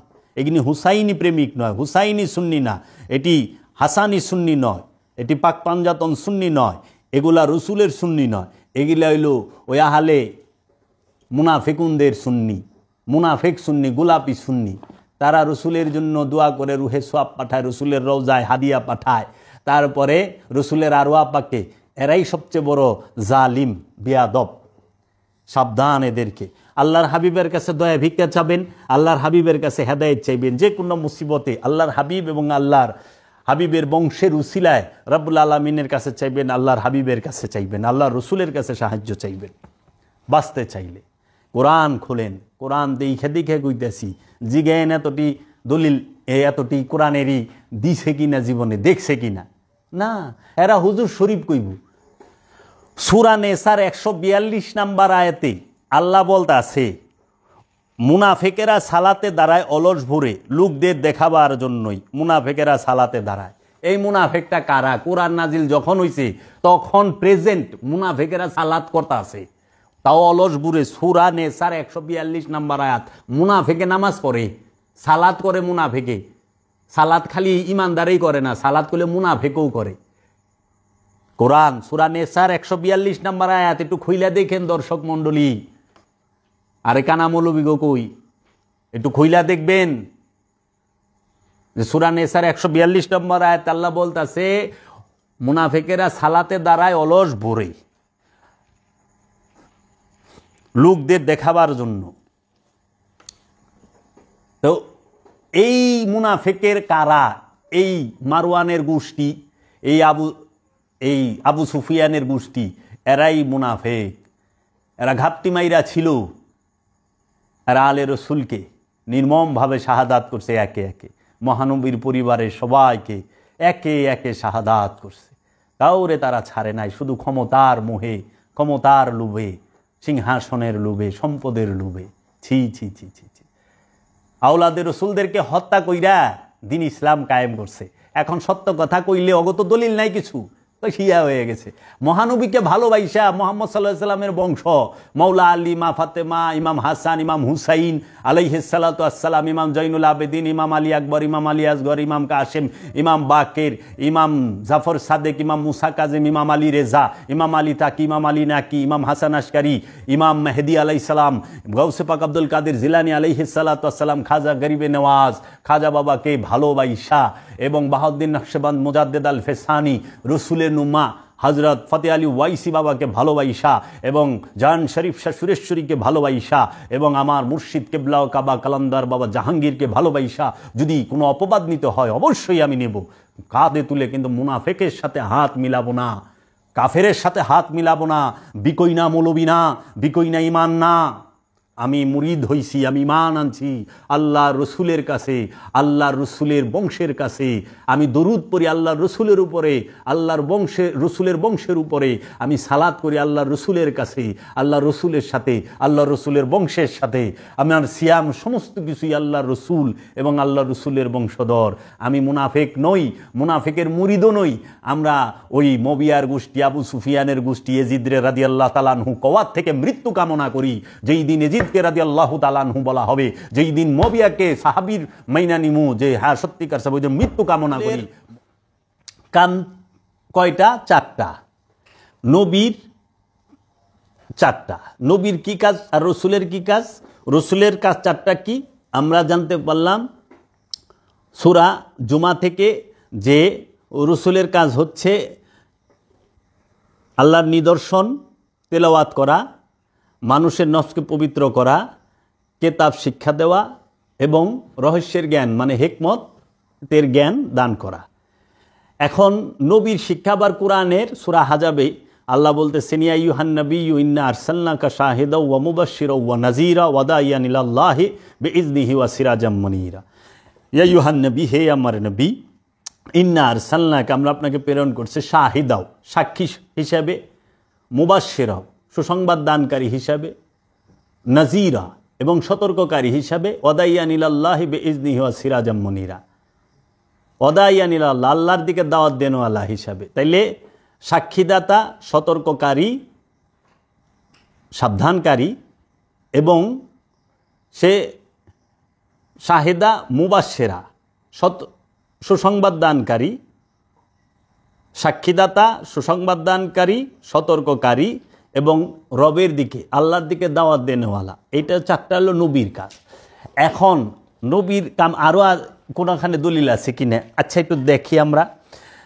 আল্লাহ বলতেছেন হযরত ইব্রাহিম আলাইহিস সালাম দোয়া করতেছেন এইভাবে, রাব্বানা ওয়া আসফিহিম রাসূলাম মিনহুম ইয়াতলু আলাইহিম আয়াতিকা।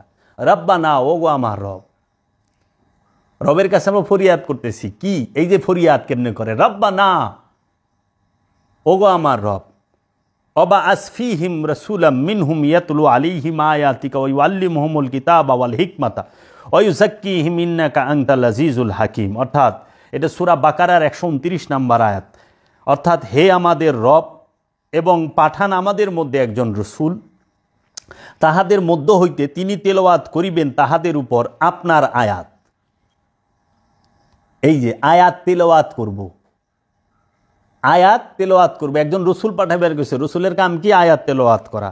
এবং তাহাদেরকে শিখাইবেন কেতাব, কেতাবের শিক্ষা দিবেন, এবং হেকমত, এবং তাহাদের পরিশুদ্ধ করিবেন, নফসকে পরিশুদ্ধ করবো। এইখানেও দেখেন 4টা কাম: আয়াত তেলাওয়াত করা, কেতাব শিক্ষা দেওয়া, হেকমত শিক্ষা দেওয়া, এবং নফসের পবিত্র করা। নিশ্চয়ই আপনি পরাক্রমশালী, হেকমতের অধিকারী। তাহলে রসুলের গুণ আমরা পাইতেছি কোরআন অনুযায়ী 4টা, এই 4 কাম। অহনে এই উমাইয়া আব্বাসিয়া রাজবংশে এই বেতনখোর মৌলবীরা এগুলা প্রচার করে, রসুল আসছে দেশ শাসনের জন্য, কত মোল্লায় রাজনীতি করে যে হ্যাঁ মহানবীর রাজনীতি করতেন। মহানবীর রাজনীতি করতো, দলের নাম কি? পার্টির নাম কি? কি পার্টি? মার্কা কি? আল্লাহ রসুল কি রাজনীতি করছে? ফকিরের জন্য রাজনীতি হারাম। বাবা জাহাঙ্গীর বলছে ফকির রাজনীতি করে না, ফকিরের জন্য রাজনীতি হারাম। ফকির রাজা বানায়, রাজার পিছে ফকির ঘুরে না, ফকিরের পিছে রাজায় ঘুরে। ফকিরের পিছে রাজায় ঘুরে, রাজার পিছে ফকির ঘুরে না। এর জন্য ফকিরের জন্য রাজনীতি হারাম। বাবা জাহাঙ্গীর রাজনীতি করতো না, কারণ রাজনীতি করবো রাজনীতিবিদরা। ফকিরে কি করব? ফকির, সে যে ফকির সে তো আল্লাহর ওলি, যে আল্লাহর উঁচু পর্যায়ের ওলি, সে একজন রসুল। সে মানুষকে আল্লাহর আয়াত মানে তেলাওয়াত করব, আয়াত তেলাওয়াত করে শোনাইব, তাদেরকে কিতাবের জ্ঞান শিক্ষা দিব, তাদের নফসকে পবিত্র করব, এবং তাদেরকে রহস্যের জ্ঞান দান করব। তাহলে আল্লাহর রসুলের কাজ হচ্ছে এই 4টা। এখন এই রসুল কি চলমান না রসুলের দরজা বন্ধ? কখনোই রসুলের দরজা বন্ধ না, রসুলের দরজা খোলা। কোরআনুল কারিম থেকে কেউ আজ পর্যন্ত প্রমাণ করতে পারবে না খাতামান রসুল। আমি চ্যালেঞ্জ করলাম, জগতের বুকে যদি কোনো আলেম থাকে খাতামান রসুল কোরআন থেকে প্রমাণ করে দিবে। খাতামান নবী কোরআনে আছে, খাতামান রসুল কোরআনে নাই। ওই হুজুর শরীফ আইনে প্রমাণ করবার যাবেন, তা চলবো না। কারণ রসুল নবী এটা কোরআনের বিষয়, এটা ওই হুজুর শরীফের বিষয় না। হারাম হালাল এটা কোরআনের বিষয়। আল্লাহর রসুল বইলা দিছে কোনটা হারাম। আল্লাহর কোরআন বলতেছে আল্লাহ এবং আল্লাহর রসুল যেটাকে হারাম করছে সেটা হারাম, আল্লাহ এবং আল্লাহর রসুল যেটাকে হালাল করছে সেটা হালাল। কোনো মুন্সি মৌলবীর পক্ষে হারাম হালাল বলা অধিকারই নেই। আছেন দেখি আমরা যে রসুল চলমান সেটার আয়াতগুলা কোথায়? সূরা ইব্রাহিমের 4 নম্বর আয়াতে আল্লাহ বলতেছেন, ওমা আরসালনা মির রাসূলিন ইল্লা বিলিসানি কওমিহি লিইউবাইয়িনা লাহুম, যে এবং আমরা প্রত্যেক জাতির নিজের ভাষায় আমাদের হইতে রসুল প্রেরণ করিয়াছি আমার নিদর্শন তথা দলিল বর্ণনা করার জন্য। আল্লাহ প্রত্যেক জাতিতে তার নিজস্ব ভাষায় তার রসুল প্রেরণ করছে আল্লাহর নিদর্শন আয়াতগুলিকে বর্ণনা করার জন্য। সূরা ইব্রাহিমের 4 নম্বর আয়াত। তারপরে আল্লাহ বলতেছে সূরা ইউনূসের 47 নম্বর আয়াতে, ওয়ালিকুল্লি উম্মাতির রাসূলা ফাইজা জাআ রাসূলুহুম কুদিয়া বাইনাহুম বিল কিসতি ওয়া হুম লা ইউজালিমুন, এবং প্রত্যেক জাতির জন্য আছে একজন রসুল, যখন তাদের রসুল আসে তাদের মধ্যে বিষয়টি বিচার করা হয় ন্যায়পরায়ণতার সহিত, এবং তাদের করা হয় না অবিচার। সূরা ইউনূসের 47 নম্বর আয়াত। তাহলে রসুল তো চলমান, রসুল বহমান, অলি চলমান বহমান। এরা রসুলের দরজা বন্ধ করলো কেন? মৌলবীরা উমাইয়া আব্বাসিয়ারা মিলে। কারণ রসুলের দরজা বন্ধ না করলে তো মৌলবীর দরজা খুলে না। রসুলের দরজা বন্ধ করে দিয়া মোল্লার দরজা খুলে দিছে। আবার কয় আল উলামা ওয়ারাসাতুল আম্বিয়া, উলামারা নবী নবীর ওয়ারিস। নবীর ওয়ারিস কোন ওলামা? যারা দাঙ্গা ফাসাদ সৃষ্টি করে, যারা ফতুয়া দিয়া মানুষ হত্যা করে তারা? যারা মুসলমানের মধ্যে ফতোয়া দিয়া একে অপরকে হত্যা করে, পাকিস্তানের দিকে তাকান তো, আফগানিস্তানের দিকে তাকান তো, মসজিদের মধ্যে জুমার নামাজের সময় বোম মারবার লইছে, শত শত এক মুসলমান আরেক মুসলমানের মারবার লইছে। হয়তো মতভেদ থাকতে পারে, মানুষ হত্যার অধিকার কে দিল? এই বিষয়গুলো কোন মৌলবীরা মানবেন? সিয়া, সুন্নি, উহাবি, বাটালবি, সাকরালবি, আশারিয়া, গাবারিয়া, জাবারিয়া, মুতাজিলা, কাদিয়ানি, একে অপরকে কে দেখতে পারে? 5টা মোল্লা একখানে বলে একজন আরেকজনের দেখা পারে না। ওখানে তো পিসাব, অধিকাংশ পিসাবের হালও তাই হয়েছে, দেখতে পারে না। এন থেকে আমাদের বের হইতে হবে, আমাদের সংশোধন হইতে হবে।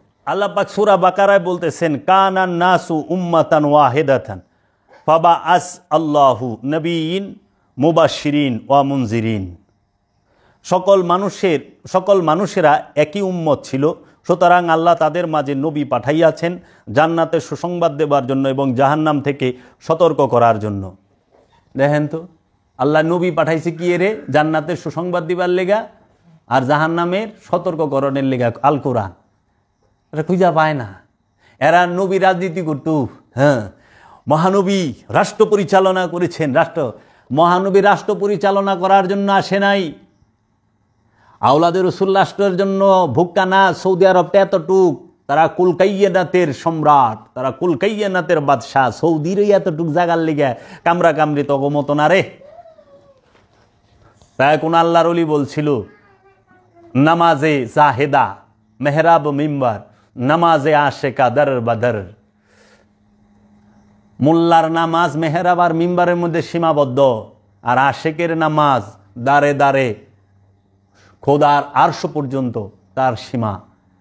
কাজেই আল্লাহর হাবিব আওলাদে রসুলগণ এই জাজিরাতুল আরবের এতটুকু একটা জায়গা, মক্কা মদিনা, হেজাজে মক্কা হেজাজে মদিনা, ইরাক টিরাক, এইটুকের লেগে মারামারি করব, কাটাকাটি করব, এগুলা যারা কয় এগুলেরই তো ইমান নাই। যারা কুলকাইয়ানাতের বাদশাহ, আল্লাহর রসুল আগমন করছে, কোরআন বলতেছে মানুষের নফসকে পবিত্র করার জন্য, আল্লাহর কিতাব শিক্ষা দেওয়ার জন্য, আল্লাহর হেকমতের জ্ঞান দেওয়ার জন্য এবং আল্লাহর আয়াত তিলাওয়াত করে শোনানোর জন্য, আল্লাহর নিদর্শন বর্ণনা করার জন্য।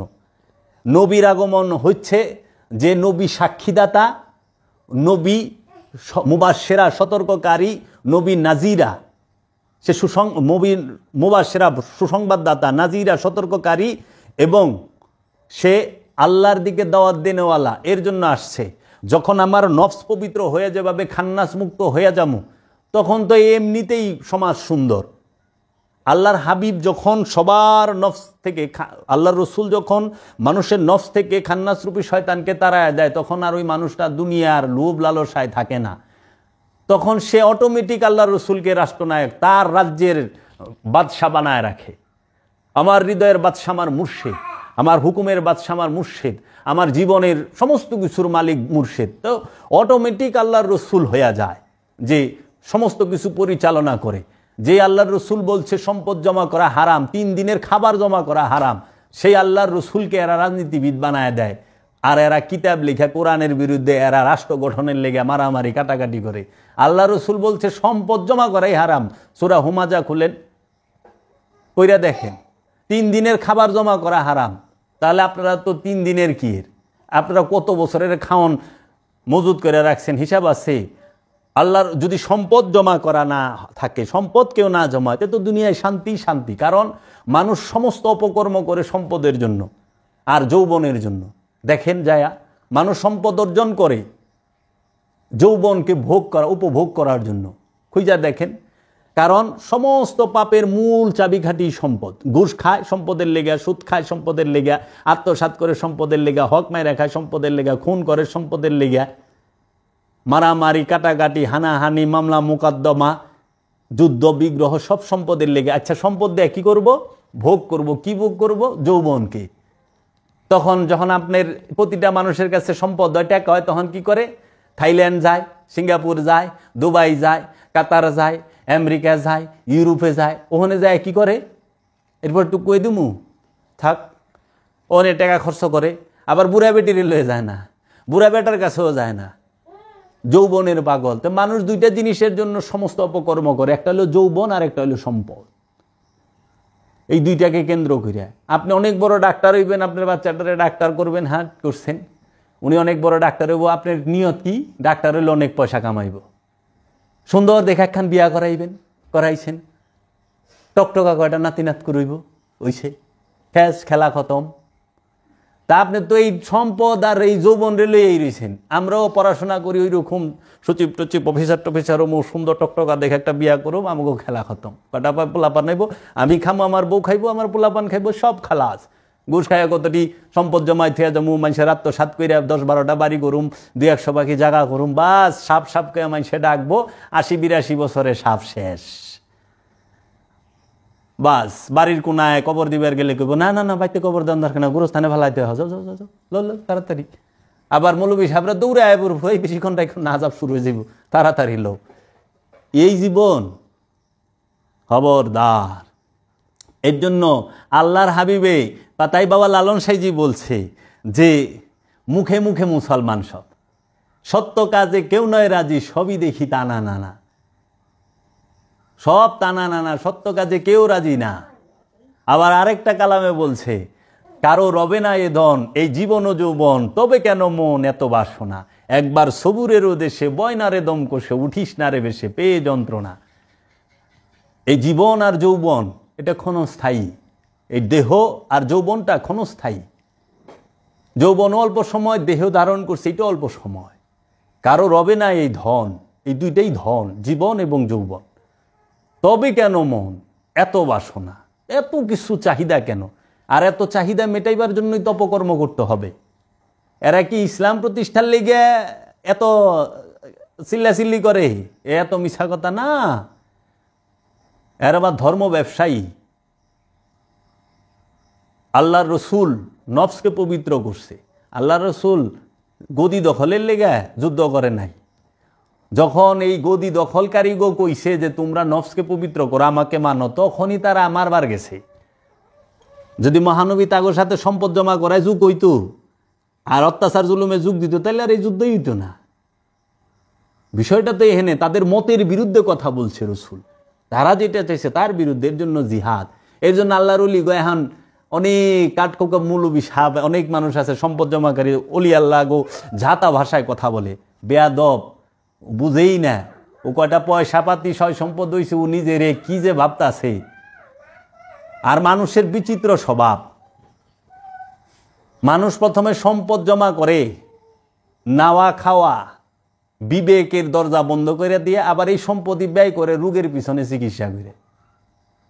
মানে সম্পদ জমাইবার যায় রোগ বানায়। আল্লাহর খেলাটা দেখেন, সম্পদ জমা করবার যায় এত মেহনত করছে, এত কিছু করছে, নিজের দিকে চাওয়ানোর সময় না, রোগ বানায় হালাইছে। আবার এই রোগের চিকিৎসা করবার যায় ওই সম্পদ খরচ করে। কি একটা অবস্থা! আল্লাহ বাবা জাহাঙ্গীর বলছে আল্লাহর মায়ের দিলেও বোঝা যায় না, নিলেও বোঝা যায় না। আল্লাহ দিলেও বোঝা যায় না, নিলেও বোঝা যায় না।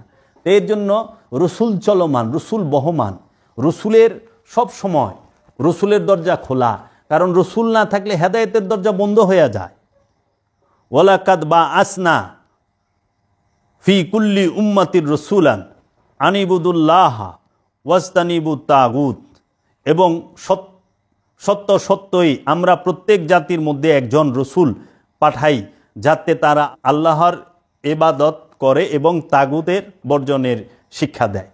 রসুল আমাদেরকে ইবাদত শিক্ষা দিবে, আল্লাহর দাসত্ব কেমনে করে এবং তাগুত বর্জনের শিক্ষা দেবে। প্রত্যেক জাতিতে আল্লাহ একজন রসুল পাঠাইছে। তাহলে আমরা কি? বাঙালি জাতি, আমাদের ভাষা কি? বাংলা। বাঙালি জাতিতে কি রসুল আসে নাই? যদি কেউ বলে না আসে নাই, তাহলে কোরআনের এই আয়াতের অবস্থানটা কই দাঁড়ায়? এই আয়াতকে কি অস্বীকার করা হয় না? অখণ্ড ভারত, ভারতবর্ষ, ভারতীয়রা এটা হিন্দি একটা জাতি, হিন্দুস, হিন্দ, আরবিয়ানরা বলে হিন্দ। এই হিন্দুস, এই হিন্দুস্থানীরা এর একটা জাতি, হিন্দি একটা ভাষা, উর্দু একটা ভাষা, পাকিস্তানের একটা জাতি। তাহলে এই জাতির মধ্যে কি রসুল আসে না আল্লাহর নিদর্শন, আল্লাহর হেদায়েত করার জন্য, বর্ণনা দেওয়ার জন্য? এদের কি হাল হইব? প্রত্যেক জাতিতে আল্লাহর রসুল আছে। এই আল্লাহর রসুলের দরজাগুলারে এই উমাইয়া আব্বাসিয়া রাজবংশ বন্ধ কইরা দিয়া, অস্বীকার কইরা তারা মোল্লার শুরু কইরা দিছে। রসুল মানতেই হবে, রসুল মানতেই হবে, রসুল ছাড়া নফসের পবিত্র করা, খান্নাস মুক্ত হওয়া সম্ভব নয়। তারপর কোরআনে 35 নম্বর সূরা ফাতিরের 24 নম্বর আয়াতে বলা হয়েছে, ইন্না আরসালনাকা বিল হাক্কি বাশীরাও ওয়া নাযীরা ওয়া ইমামিন উম্মাতিন ইলা খালা ফিহা নাযীর, এবং নিশ্চয় আমরা তোমাকে সত্য সহ সুসংবাদদাতা এবং সতর্ককারী রূপে পাঠিয়েছি, এবং একটি জাতীয় নেই যাদের মধ্যে সতর্ককারী পাঠানো হয়নি। দেখছেন, এহেন এই চার কথাই যে রসুলের যে চার কাজ, কি করা? কেতাব শিক্ষা দেওয়া, আয়াত বর্ণনা করা, নফসকে পবিত্র করা এবং হিকমত দান করা। একটি জাতীয় এমন নাই যে আমি আমার রসুল প্রেরণ না করছি। তাহলে প্রত্যেক জাতিতে রসুল আছে, তাহলে রসুলের দরজা বন্ধ কইল? কোরআন কইতেছে প্রত্যেক জাতিতে আমি রসুল পাঠাইছি, আর এরা কয় রসুলের দরজা বন্ধ, নবীর দরজা বন্ধ। রেসালাতের দরজা খোলা, আবদিয়াতের দরজা খোলা, বেলায়েতের দরজা খোলা, শুধু নবুয়তের দরজা বন্ধ। খতামান নবী, এই রসুল হচ্ছে প্রত্যেকটা উঁচু স্তরের ওলিয়ে কামেল গনি আল্লাহর একজন রসুল। যেরকম বাগদাদ আজম গৌসে পাক আব্দুল কাদের জিলানী আলাইহিস সালাতু ওয়াস সালাম আল্লাহর রসুল,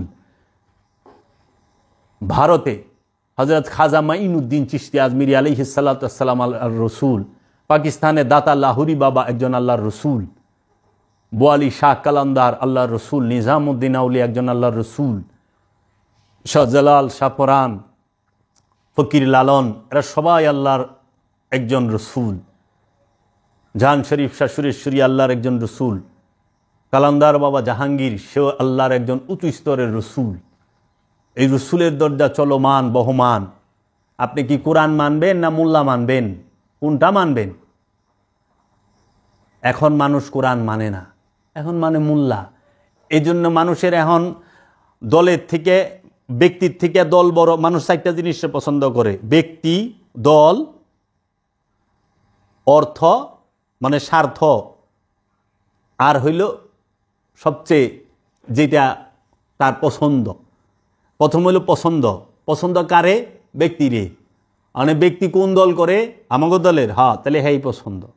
মানে ব্যক্তি, মানে ব্যক্তি যদি দেখে যে দলের বিরুদ্ধে গেছে, তখন ব্যক্তিরে ভালা দেয়, দল ধরে, দলের গোলামি করে।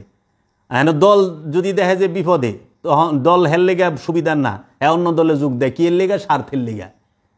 তাহলে ব্যক্তি, দল, স্বার্থ, ক্ষমতা, বাস সমস্ত কিছু স্বার্থকে কেন্দ্র কইরা যে যে দলই করে। এখন যে সুদ খায় তার কাছে কোনোদিন আমার কথা ভাল লাগবো না। সুদ খোরে আমার ভিডিওর কমেন্টে লিখবো ভণ্ড, কিন্তু হ্যাঁ যে ভণ্ড এটা কইব না। যে ঘুষ খায়, যে সুদ খায়, সে অন্যের সম্পদ মাইরা খাইছে, যে রসুলের লেগা সোয়াব পাঠাইছে, যে রুহের লেগা সোয়াব পাঠাইছে, যে রসুলের দরজা বন্ধ মানে, সে আমার এই ওয়াজ শুনলেই খেয়ে যাইব, সে ভণ্ড লিখবো। বুঝবেন যে এইটা ওই দলের, ওইটা ইজিদের বংশ। হ্যাঁ, এই যে ইজিদের বংশের চেহারা দেখলাম, এই যে ফেরাউনের গোষ্ঠী দেখলাম। ফেরাউন কারে কয়? যে সম্পদ জমা করে। নমরুদ কারে কয়? নমরুদ হইল যে কামনা বাসনার আগুনে ভরপুর হইয়া রইছে, সেই নমরুদ। তো ফেরাউন, নমরুদ। আর আবু জাহেল কি? আবু জাহেল হচ্ছে যে নবীকে অস্বীকার করে, রসুলকে অস্বীকার করে, সত্যকে মুখের উপরে অস্বীকার করে, ওইটি আবু জাহেল। এর জন্য নমরুদ এখন গলিতে গলিতে আছে, ফেরাউনও গলিতে গলিতে আছে, আবু জাহেলও আছে। কারণ এগুলো সব প্রতীকী নাম। যেরকম মক্কার মিনায় শয়তান খাড়া করা রাখছে 3 হ্যান, এটা হলো প্রতীক, এটা হলো চিহ্ন। কিন্তু শয়তান আপনার হৃদয়ে, শয়তান থাকে কলবে। কলবে শয়তান লইয়া পায়ের জুতা খুইলা পাথরে মারবার লইছে। এর থেকে বেকল গাছে ধরে। ওই যে সনাতন ধর্মে নিজে রাবণ হইয়া, হ্যাঁ পুতলা রাবণ রে যায় তীর মারে, বোম বুম লাগায়া। মানে রাবণ যখন ফুটে, তখন ভিতরে রাবণ রে যাইরা দৌড়। এ কি অবস্থা! জান বাসা, তুই নিজেই রাবণ, তুই কারে তীর মারস? নিজের দিকে ছা। আল্লাহর হাবিব বলছে, মানারাফা নফসাহু ফাকাদ আরাফা রাব্বাহু, যে নিজেকে চিনছে সে আল্লাহকে চিনছে। আর আল্লাহ বলছে, ইয়া আইয়ুহাল্লাযীনা আমানু আলাইকুম আনফুসাকুম, তোমরা তোমার নফসের খবর নাও। তাই আল্লাহর হাবিব এই রেসালাত, এই বেলায়েত, এই আবদিয়াত সবসময় চলমান এবং সর্বশ্রেষ্ঠ মর্যাদার অধিকারী। এই সৃষ্টি জগৎ এবং রহস্য জগতে আল্লাহর হাবিব এবং আল্লাহর হাবিবের ইতরাতগণ, আল্লাহর হাবিবের বংশগণ, আল্লাহর হাবিব আমাদের জন্য আল্লাহর হাবিব কেতাব রাখছে আর ইতরাত রাখছে, বংশ রাখছে, আওলাদ রাখছে আর কেতাব রাখছে। সেই কেতাব নুরি কিতাব, কোনো বই না। এই কেতাব আর ইতরাত একসাথে। মাওলা আলী সে নিজেই কিতাব, মাওলা আলী নিজেই ইতরাত। মাওলা হাসান নিজেই কিতাব, মাওলা হাসান নিজেই ইতরাত। মাওলা হুসাইন নিজেই কিতাব, মাওলা হুসাইন নিজেই ইতরাত। মা ফাতেমাতুজ জাহরা নিজেই কিতাব, মা ফাতেমাতুজ জাহরা নিজেই ইতরাত। বড় পীর আব্দুল কাদের জিলানী আলাইহিস সালাতু ওয়াস সালাম সেই হাকিকি নূরের কিতাব, সেই ইতরাত। খাজা বাবা সেই হাকিকি কিতাব, সেই ইতরাত। বাহাউদ্দিন নকশবন্দ, মুজাদ্দেদ আল ফেসানি, এরা সবাই নুরি কিতাব এবং রসুলের বংশধর। রসুলের নুমা বাবা ফতে আলী ওয়াইসি, নিজামুদ্দিন আউলিয়া বাবা শেখ ফরিদ, বাবা বোয়ালি শাহ কালান্দার, বাবা হাফেজ সিরাজি, বাবা ইমাম গজ্জালি, বাবা আলাদিন কালিয়ার সাবিরি, আহমেদ রিফাই, হুজ্জাতুল ইসলাম ইমাম গজ্জালি, মাওলানা রুম, বাবা শামসে তাবরিজ, এরা সবাই নুরি কিতাব এবং এরাই রসুলের বংশধর। আমার দয়াল বাবা জান শরীফ শাহ সুরেশ্বরী, তিনি নুরি কিতাব। বাবা গাউসুল আজম, বাবা মাইজ ভান্ডারি, সে নুরি কিতাব, সেই নূরের বংশধর, রসুলের বংশধর। বাবা জাহাঙ্গীর আমার মাওলা, এরাও নুরি কিতাব এবং নূরের বংশধর। এদেরকে মানতে হবে, এদের থেকেই মানুষের শিক্ষা গ্রহণ করতে হবে। কাজী আমরা আল্লাহর রসুলদেরকে, আল্লাহর ওলিদেরকে মানব, কারণ রসুল ছাড়া আমাকে কেউ পবিত্র করতে পারবে না। আগে ইমান আনতে হবে। ইমানদারের জন্য হইল সালাত ইবাদত। ইমানদার ছাড়া সালাতের দ্বারা ব্যক্ত ইয়া এবং সিন হইতে এই সূরাটির নাম রাখা হয়েছে ইয়াসিন। সিন অক্ষরটি দিয়ে সিরাজাম মনিরা তথা অতিশয় দীপ্ত আলো বোঝানো হয়েছে। আল্লাহর জাত নূর হতে, সেফাত নূর নহে। আল্লাহর জাত নূর, সেফাতি নূর না। নূর দুই প্রকার, একটা জাত, একটা সেফাতি নূর। একটা জাত নূর, একটা সেফাতি নূর। একটা আসল মূল নূর, একটা হলো গুণাবলী। সেফাত মানে হচ্ছে গুণাবলী, জাত মানে হচ্ছে মূল। এই জাত নূর হতে মহানবীর আগমন এবং তিনি আদি নূর। মহানবী হচ্ছেন আদি নূর। এই অতিশয় দীপ্ত আলো মানব রূপে পৃথিবীর বুকে মানবীয় দেহরূপী আবরণের মধ্য দিয়ে আগমন করেছেন। আরাধনা ও মহিমা কীর্তনের সহায়তা দিয়ে মহানবী আলোকিত হন নাই এবং হবার প্রশ্নই উঠে না। কোনো একজন অতিশয় দীপ্ত আলো হতে আমলের সাহায্যে তথা ধ্যান সাধনার মাধ্যমে মহা আলো তথা আল্লাহর জাত অর্জন করে সাধনার দ্বারা তিনি আলোকিত হন নাই। মহানবী হলেন আল্লাহর হাবিব। এখানে হাবিবের বিষয়ে একটু কথা বলা দরকার। হাবিব অর্থটি সর্বযুগে সর্বকালে সর্বসাধকদের সৃষ্টির কেন্দ্র এবং লক্ষ্যস্থলের কেন্দ্রবিন্দু এবং মানব জাতির জন্য তিনি হলেন নেতাদের কেন্দ্র, নবীদের কেন্দ্র, রসুলদের কেন্দ্র, আবদলদের কেন্দ্র, গাউস কুতুব, আরিফ, মনি, ঋষি, সাধু সন্তাদের তিনি হলেন কেন্দ্রবিন্দু। হিন্দু ধর্মে ভগবানের কেন্দ্রবিন্দু বলা হয় শিবকে, কিন্তু আমরা কোরআনুল হাকিমে মহানবীকে আল্লাহর অখণ্ড জাত নূরের প্রকাশিত হয়ে পড়া খণ্ডিত নূর বলতে চাই।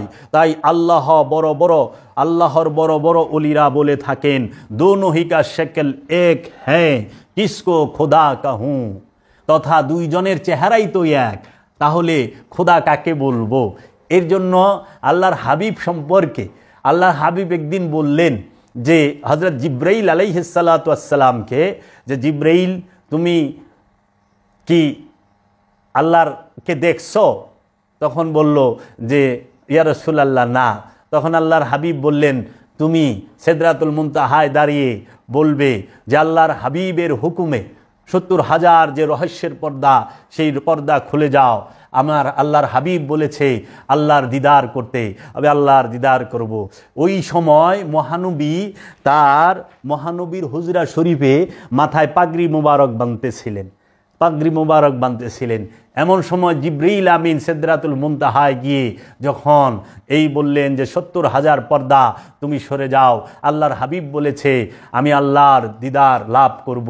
তখন যায় দেখে সেইখানেও রাব্বুল আলামিন মাথায় পাগড়ি ঘোরাচ্ছেন। তখন ওইখানে বলে যে উধার চরখে বাড়িওয়ালে, উধার চরখে बड़ी इधर शक्ले जमी वाले।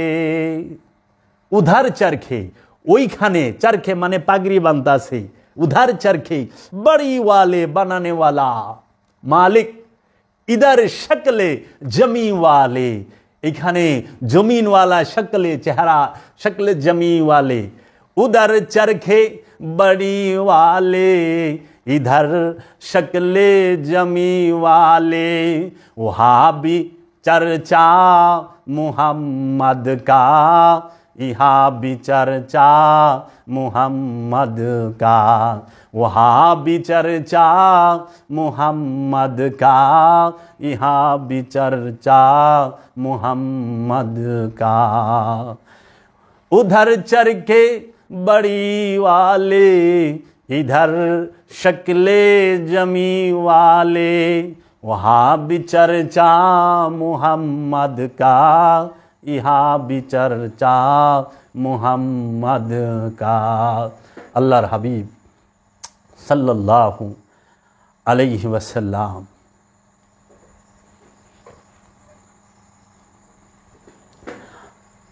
আল্লাহর হাবিবকে আল্লাহ রাব্বুল আলামিন বলেছেন ফাকানা কাবা কাউসাইনি আওয়াদনা, তথা দুই ধনুকের ব্যবধানে অথবা আরও নিকটে বলা হয়েছে। একটি ধনুক দেখতে অনেকটা অর্ধবৃত্তের মতো, দুইটি ধনুক দুইটি অর্ধবৃত্ত, এবং দুইটি অর্ধবৃত্ত একসঙ্গে জোড়া লাগিয়ে দিলে একটি বৃত্তে পরিণত হয়। এবং যদি দেখতে পাও যে পরিপূর্ণ একটি বৃত্ত হতে সামান্য ফাঁক ফোকর রয়ে গেছে, তাহলে আও আদনা, তথা আরও নিকটে নিয়ে আসো। সুতরাং এই কথাটি বলতে কি দোষ আছে যে অপ্রকাশিত নূর আল্লাহ এবং প্রকাশিত নূরটির নাম নূরে মুহাম্মদ সাল্লাল্লাহু আলাইহি ওয়াসাল্লাম।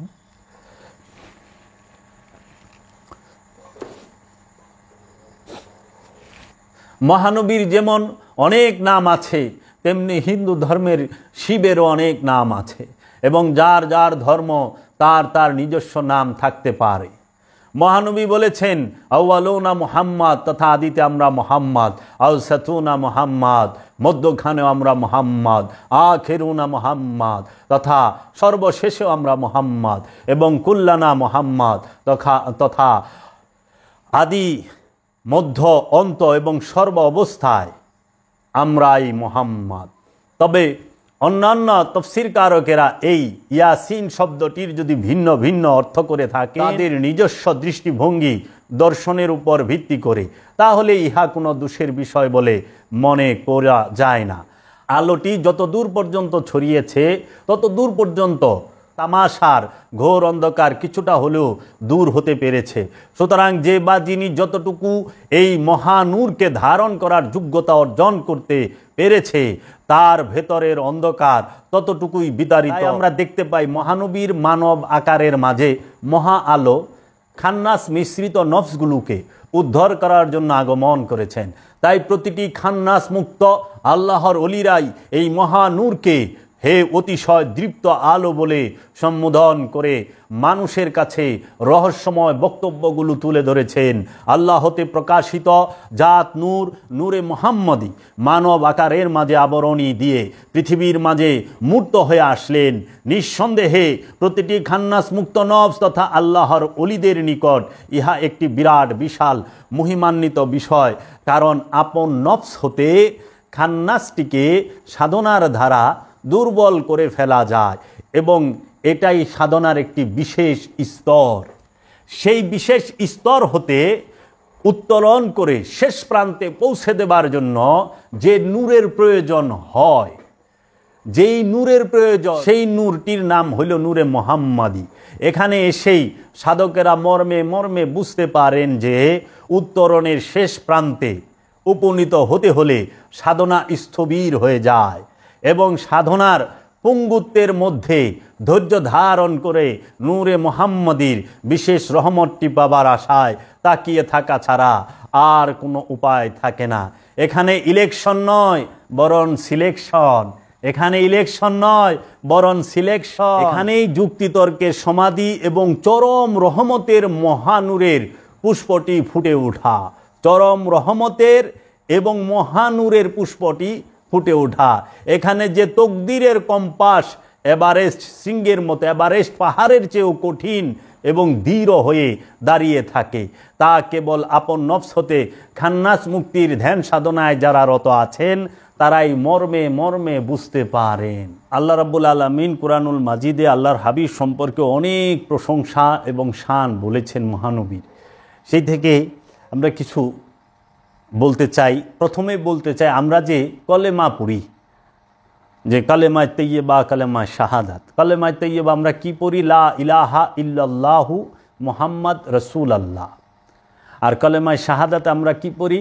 আশহাদু আল্লা ইলাহা ইল্লাল্লাহু ওয়াহদাহু লা শারীকা লাহু ওয়া আশহাদু আন্না মুহাম্মাদান আবদুহু ওয়া রাসূলুহু।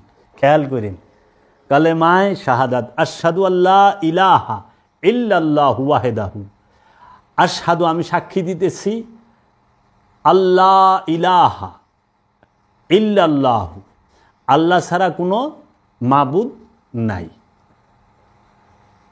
ওয়াহদাহু তিনি এক, লা শারীকা লাহু তার শরীকের বাহিরে কিছুই নাই, ওয়াশহাদু ওয়া এবং আশহাদু আন্না আমরা আরও সাক্ষী দিতেছি, মুহাম্মাদান মুহাম্মদ সাল্লাল্লাহু আলাইহি ওয়াসাল্লাম, আবদুহু ওয়া রাসূলুহু মুহাম্মদ সাল্লাল্লাহু আলাইহি ওয়াসাল্লাম হচ্ছেন আল্লাহর আবদুহু এবং রসুল।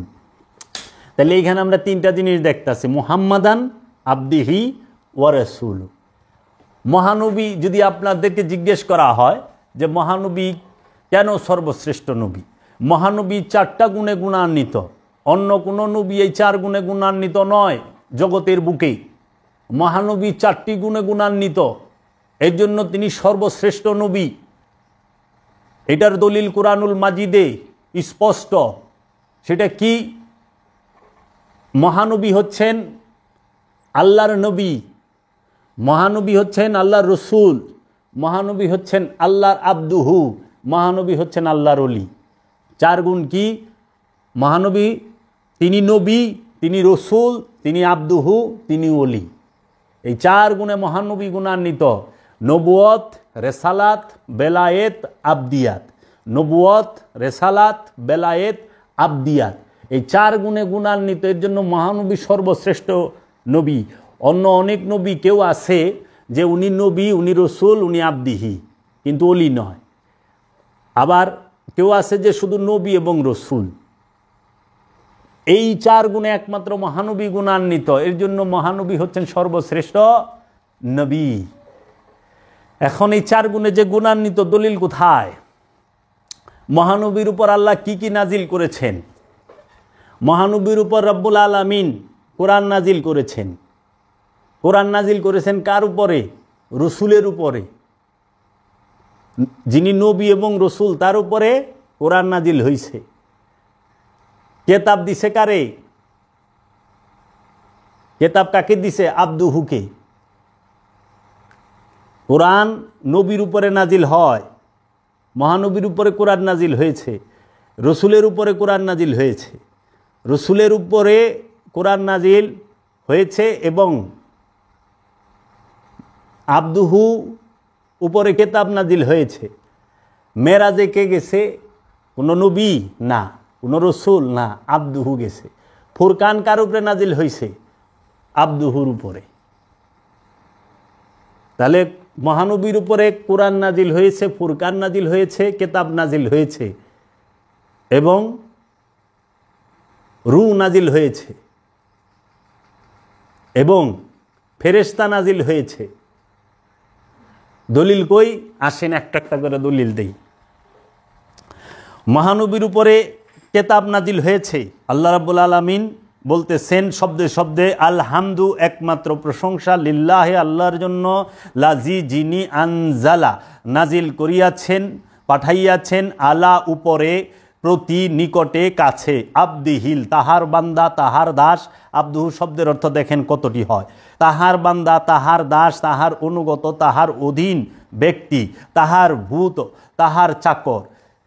তারপর বলা হয়েছে কিতাব বা কেতাব, যে বিজ্ঞান, যে মহাবিজ্ঞানের ধারাবাহিকতায় সৃষ্টিসমূহ বিকশিত ও প্রকাশিত হইতেছে, তাহাকেই কোরআনের ভাষায় ও দর্শনে কেতাব বলা হয়। কেতাব কাকে বলে? কেতাব বলা হয় যে মহাবিজ্ঞানের ধারাবাহিকতায় সৃষ্টিসমূহ বিকশিত ও প্রকাশিত হইতেছে তাহাকে কোরআনের ভাষায় ও দর্শনে কিতাব বলা হয়।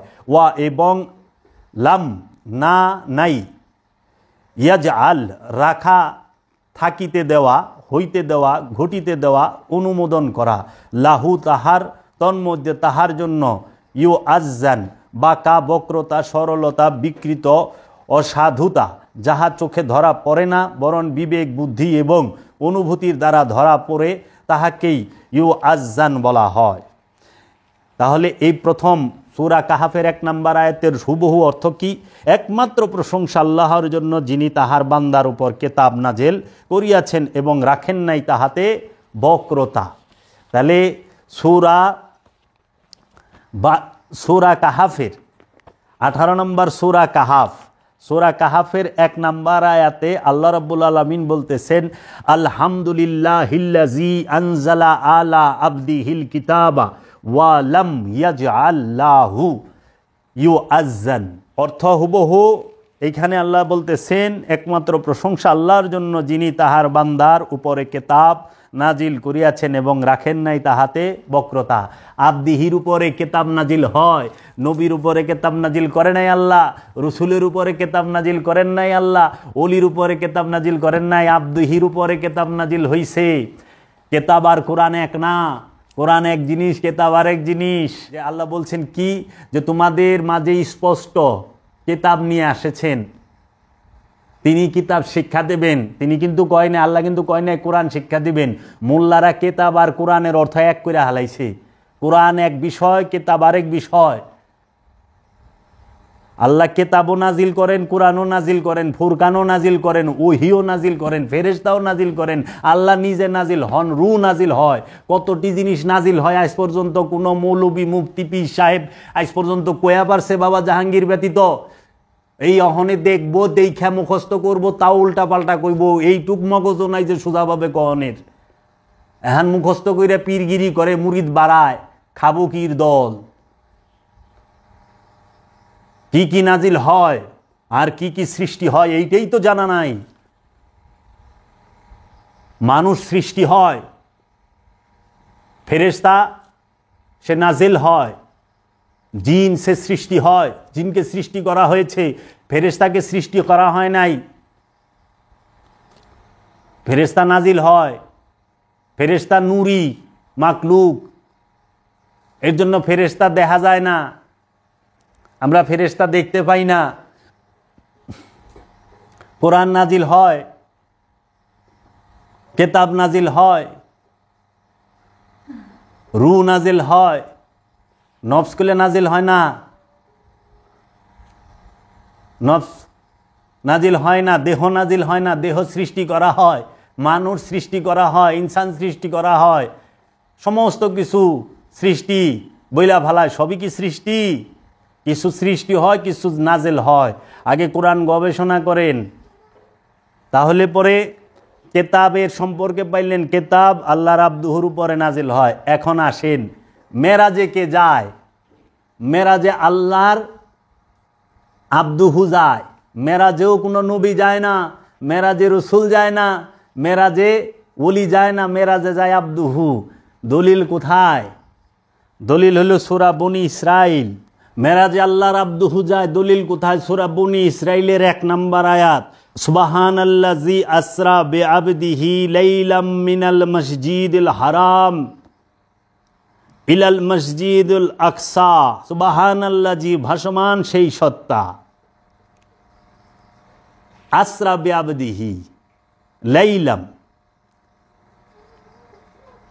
তার বান্দাকে ভ্রমণ করাইলেন। ভাসমান সেই সত্তা যিনি তার বান্দাকে রাত্রিকালে লাইলাম ভ্রমণ করাইলেন মসজিদুল আকসা হইতে, মসজিদুল হেরেম হইতে মসজিদুল আকসা পর্যন্ত। মেরাজে কারে নিয়ে গেল? আল্লাহর আব্দুহুকে। আব্দুহু মেরাজে গেল, আব্দুহু মেরাজে গেল। দেখেন, ওইখানে কেতাব নাজিল করছে আব্দুহুর উপরে, এইখানে মেরাজে যাইতেছে আব্দুহু। সূরা বনী ইসরাইলের 1 নম্বরে বলতাছে যে ভাসমান সেই সত্তা যিনি তার বান্দাকে আবদিহিকে রাত্রিকালীন ভ্রমণে মসজিদুল হেরেম থেকে মসজিদুল আকসা ভ্রমণ করাইলেন। সূরা নজমে বলতেছে সুম্মা দানা ফাতাদাল্লা ফাকানা কাবা কাউসাইনে আও আদনা, অতঃপর আমরা আমার হাবিবকে নিয়ে আসলাম দুই ধনুকের ব্যবধানের মধ্যে, একটা বৃত্তের ভিতরে, একটা ধনুক অর্ধবৃত্ত, দুইটা ধনুক একটা বৃত্ত। এই দুই ধনুক একত্র করলে বৃত্ত হয়ে যায়, যদি বৃত্ত না হয় বলছে আওয়াদনা বৃত্ত বানিয়ে নাও। এক বৃত্তের ভেতরে আল্লাহ এবং মহানবীর যে মেরাজ শরীফ সেটা হয়েছে। এজন্য বাবা জাহাঙ্গীর বলেছেন বৃত্তের প্রকাশিত যে অংশ সেটাকেই বলা হয় নূরে মুহাম্মদ, আর যে অপ্রকাশিত অংশ সেটাকেই বলা হয় আল্লাহ রাব্বুল আলামিন। এখন আপনি পাইলেন মেরাজে আব্দুহু যায়, তাহলে রইল কি ফুরকান কার উপরে নাজিল হয়, তারপরে কোরআন কার উপরে নাজিল হয়, কোরআন কার বাণী। আর আমাদেরকে তো সবাই বলে আল্লাহ রাব্বুল আলামিন ফুরকান নাজিল করেছেন কার উপরে, আব্দুহুর উপরে। আমরা পূর্বে আলোচনা করলাম যে কিতাব নাজিল হইল আব্দুহুর উপরে, মেরাজে গেল আব্দুহু কোরআন থেকে দলিল দিয়ে। এখন ফুরকান নাজিল হয়েছে, সেটাও কোরআনে সূরা ফুরকান 25 নম্বর সূরার ফুরকানের 1 নম্বর আয়াত। আল্লাহ বলতেছেন তাবারাকাল্লাযী নাজ্জালাল ফুরকানা আলা আবদিহি লিয়াকুনা লিল আলামিনা নাযীরা, অর্থাৎ কত কল্যাণময় তিনি যিনি এই ফুরকান তার বান্দার উপরে নাজিল করেছেন যাতে সে বিশ্বজগতের জন্য সাবধানকারী হয়। সমস্ত আলমের জন্য সাবধানকারী কে? আল্লাহর আব্দুহু, যার উপরে আল্লাহ ফুরকান নাজিল করেছেন। তাবারাকাল্লাযী, কত কল্যাণময় তিনি যিনি সমস্ত জগৎ সমূহের সাবধানকারী, সমস্ত জগৎ সমূহের সবাইকে সাবধান করার জন্য ফুরকান নাজিল করলেন তার আব্দুহুর উপরে, তার বান্দার উপরে। তাহলে ফুরকান নাজিল হয় বান্দার উপরে, আল্লাহর আব্দুহুর উপরে। কিতাব নাজিল হয় আল্লাহর আব্দুহুর উপরে, মেরাজে যায় আল্লাহর আব্দুহু। এখন কোরআন নাজিল হয় কার উপরে? এখন কোরআন কি বলতেছে কোরআনুল মাজিদ সম্পর্কে? আমি শুধু মহানবীর শান মান জলওয়া সম্পর্কে বলতেছি যে মহানবীর শান কি, মান কি। তো কোরআন নাজিল হইল, আল্লাহ পাক কি বলতেছেন কোরআনুল মাজিদে? বলতেছেন সূরা বুরুজে, বাল হুয়া কুরআনুন মাজিদ, বাল হুয়া কুরআনুন মাজিদ, বরং ইহা সম্মানিত কোরআন, ফি লাউহে মাহফুজ, তাহাদের স্মৃতিফলকের মধ্যে সংরক্ষিত। লৌহে মাহফুজে কোরআন সংরক্ষিত থাকে। কোরআন আলমারিতেও থাকে না, কোরআন রেহেলের উপরেও থাকে না, কোরআন মসজিদ মন্দিরে থাকে না, লৌহে মাহফুজে থাকে। আল্লাহ নিজে কইতেছে কোরআন লৌহে মাহফুজে সংরক্ষিত। আর আমরা কোরআন সংরক্ষণ কোথায় করছি? এখন আলমারিতে, তাকে গিলাপের ভিতরে, মসজিদে, মাদ্রাসায়। তো এইখানে কি আপনারা বুঝতে পারেন না আমরা যে কোরআন বাইন্ডিং করা কোরআন পড়ি এটা হচ্ছে মেজাজি কোরআন।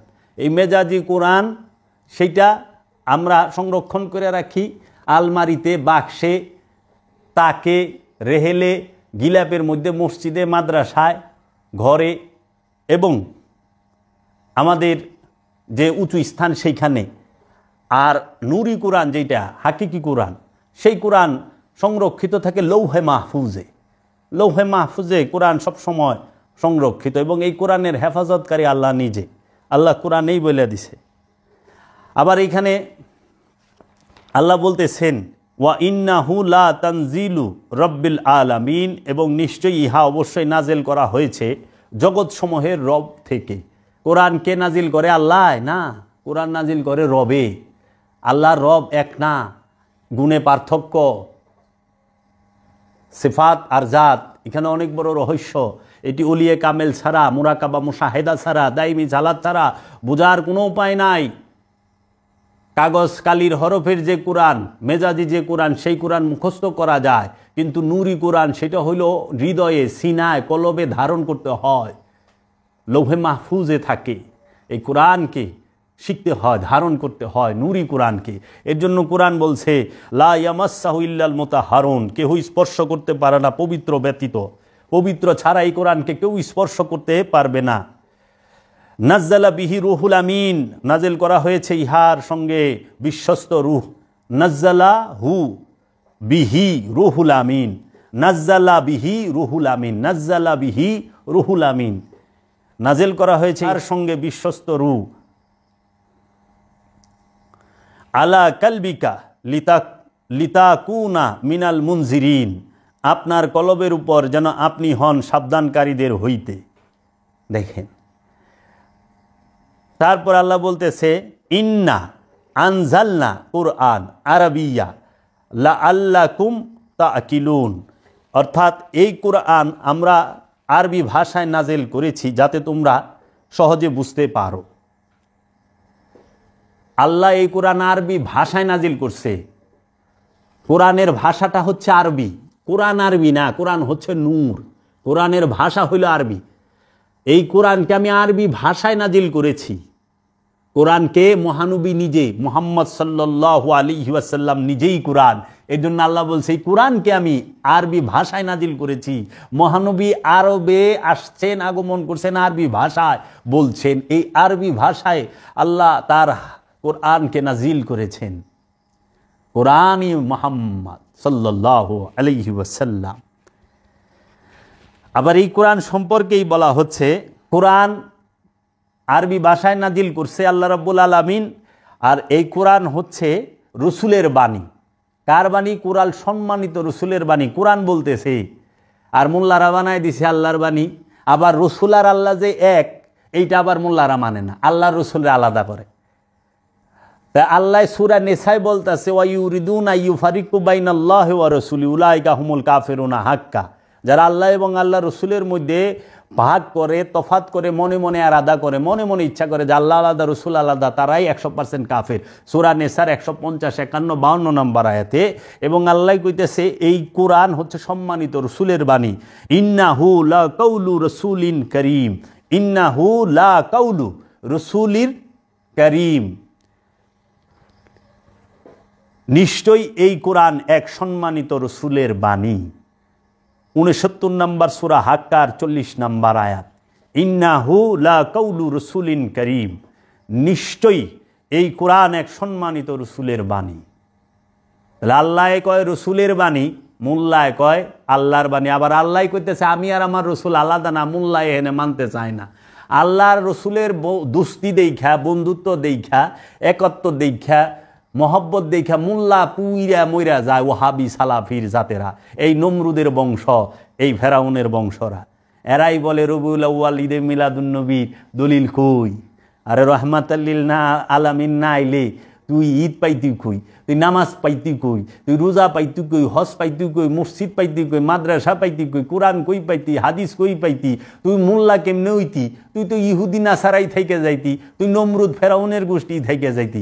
সমস্ত কিছু তো রহমাতাল্লিল আলামিনের বরকতে তুমি কোরআন পাইছ, হাদিস পাইছ, মক্কা পাইছ, মদিনা পাইছ, জমজম কূপ পাইছ, আরাফার ময়দান পাইছ, মিনা পাইছ, মুজদালিফা পাইছ, তারপরে হাজরে আসওয়াদ পাইছ, তুমি মাকাম ইব্রাহিম পাইছ, তুমি মসজিদ পাইছ, তুমি মাদ্রাসা পাইছ, তুমি হুজুর শরীফ পাইছ, তুমি হাদিস শরীফ, বুখারী শরীফ, তিরমিজি, বাইহাকি, মেশকাত, আবু দাউদ, নেসাই, মাসনাদে ইবনে হাম্বল সব পাইছ।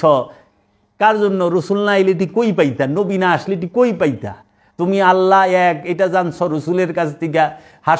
হাসর আছে, মিজান আছে, পুল সিরাত আছে, জান্নাত জাহান্নাম সব আছে, লামাকান আছে কিনা তো সব তুমি জানছ রসুলের কাছ থেকে। মেরাজ আছে তুমি রসুলের কাছ থেকে। মোল্লা তুমি সালাম পাও রসুলের কাছ থেকে। পাঞ্জাবি, টুপি, দাড়ি, জুব্বা, কুব্বা সব পাইছ রসুলের কাছ থেকে। সেই রসুলের সব কিছু লইয়া তুমি রসুলের দোহাই দিয়া ভিক্ষা কইরা মৌলবি অহনে তুমি কও রসুল আমাগো মতো মানুষ। নাউজুবিল্লাহি মিন যালিক। আল্লাহর হাবিব মরা কূপের মধ্যে থুতু নিক্ষেপ করছে, কূপ জিন্দা হয়ে গেছে। আল্লাহর হাবিব মানুষের অসুস্থ কাইটা গেছে, সেখানে মুখের লালা লাগাই দিছে, ভালো সুস্থ হয়ে গেছে। আল্লাহর হাবিব চন্দ্রকে 2 টুকরা করছে আঙ্গুলের ইশারায়। আল্লাহর হাবিব হযরত জাবের রাদিয়াল্লাহু তাআলা আনহুর 2 ছেলেকে মৃত থেকে জীবিত করছে। আল্লাহর হাবিবরে পাগলা উঠে আয়া সেজদা করছে, গাছপালায় সেজদা করছে, সমস্ত কিছুতে সেজদা করছে। আল্লাহর হাবিবের ঘরে আইসা জিব্রাইল ফেরেশতা আল্লাহর হাবিবের সেবা করছে, সমস্ত ফেরেশতারা আল্লাহর হাবিবের বংশকে সেবা করছে। তাহলে সেই রাহমাতাল্লিল আলামিনের জন্মদিনে, আগমন দিবসে আমরা খুশি হব না? যিনি আল্লাহর নবী, যিনি আল্লাহর রসুল, যিনি আল্লাহর আব্দুহু, যিনি নবী, যিনি রসুল। আপনি দেখেন, এখন তো দেখলেন আব্দুহুর উপরে কি নাজিল হয়েছে? কিতাব ফুরকান, আব্দুহু মেরাজে গেছে। কোরআন নাজিল হয়েছে, রসুলের বাণী কোরআন, রসুলের উপরে, নবীর উপরে। এবং দরুদ মানে সংযোগ, যোগাযোগ কার উপরে? নবীর উপরে। দলিল সূরা হাজাবে 56 নম্বর আয়াতে বলতেছে, ইন্নাল্লাহা ওয়া মালাইকাতাহু ইউসাল্লুনা আলান নবী ইয়া আইয়ুহাল্লাযীনা আমানু সাল্লু আলাইহি ওয়া সাল্লিমু তাসলিমা। আল্লাহ সংযোগ এবং যোগাযোগ করে তার ফেরেশতাদেরকে নিয়ে আল্লাহর নবীর সাথে বলছে, হে ঈমানদারেরা, যারা ঈমান আনছ, তোমরাও আমার হাবিবের সাথে সংযোগ এবং যোগাযোগ করো এবং সশ্রদ্ধ সালাম দাও, সশ্রদ্ধ দাঁড়িয়ে সালাম দাও। সূরা হাজাব। আর এই কোরআনে অনুবাদের, কোরআনের আরবির অর্থ করে ওরা ভুল, অপব্যাখ্যা করে। এই মোল্লা ওর জ্ঞান দিয়ে আল্লাহর হাবিবরে মাপবার যায়। 12 বাড়ির ভাত খাওয়া জ্ঞান দাও, আল্লাহর হাবিবরে মাপবার যায়। এই বেদবের দলেরা, সালাফি খারিজির দলেরা যে বলে মহানবী তাদের মতো মানুষ, নাউজুবিল্লাহি মিন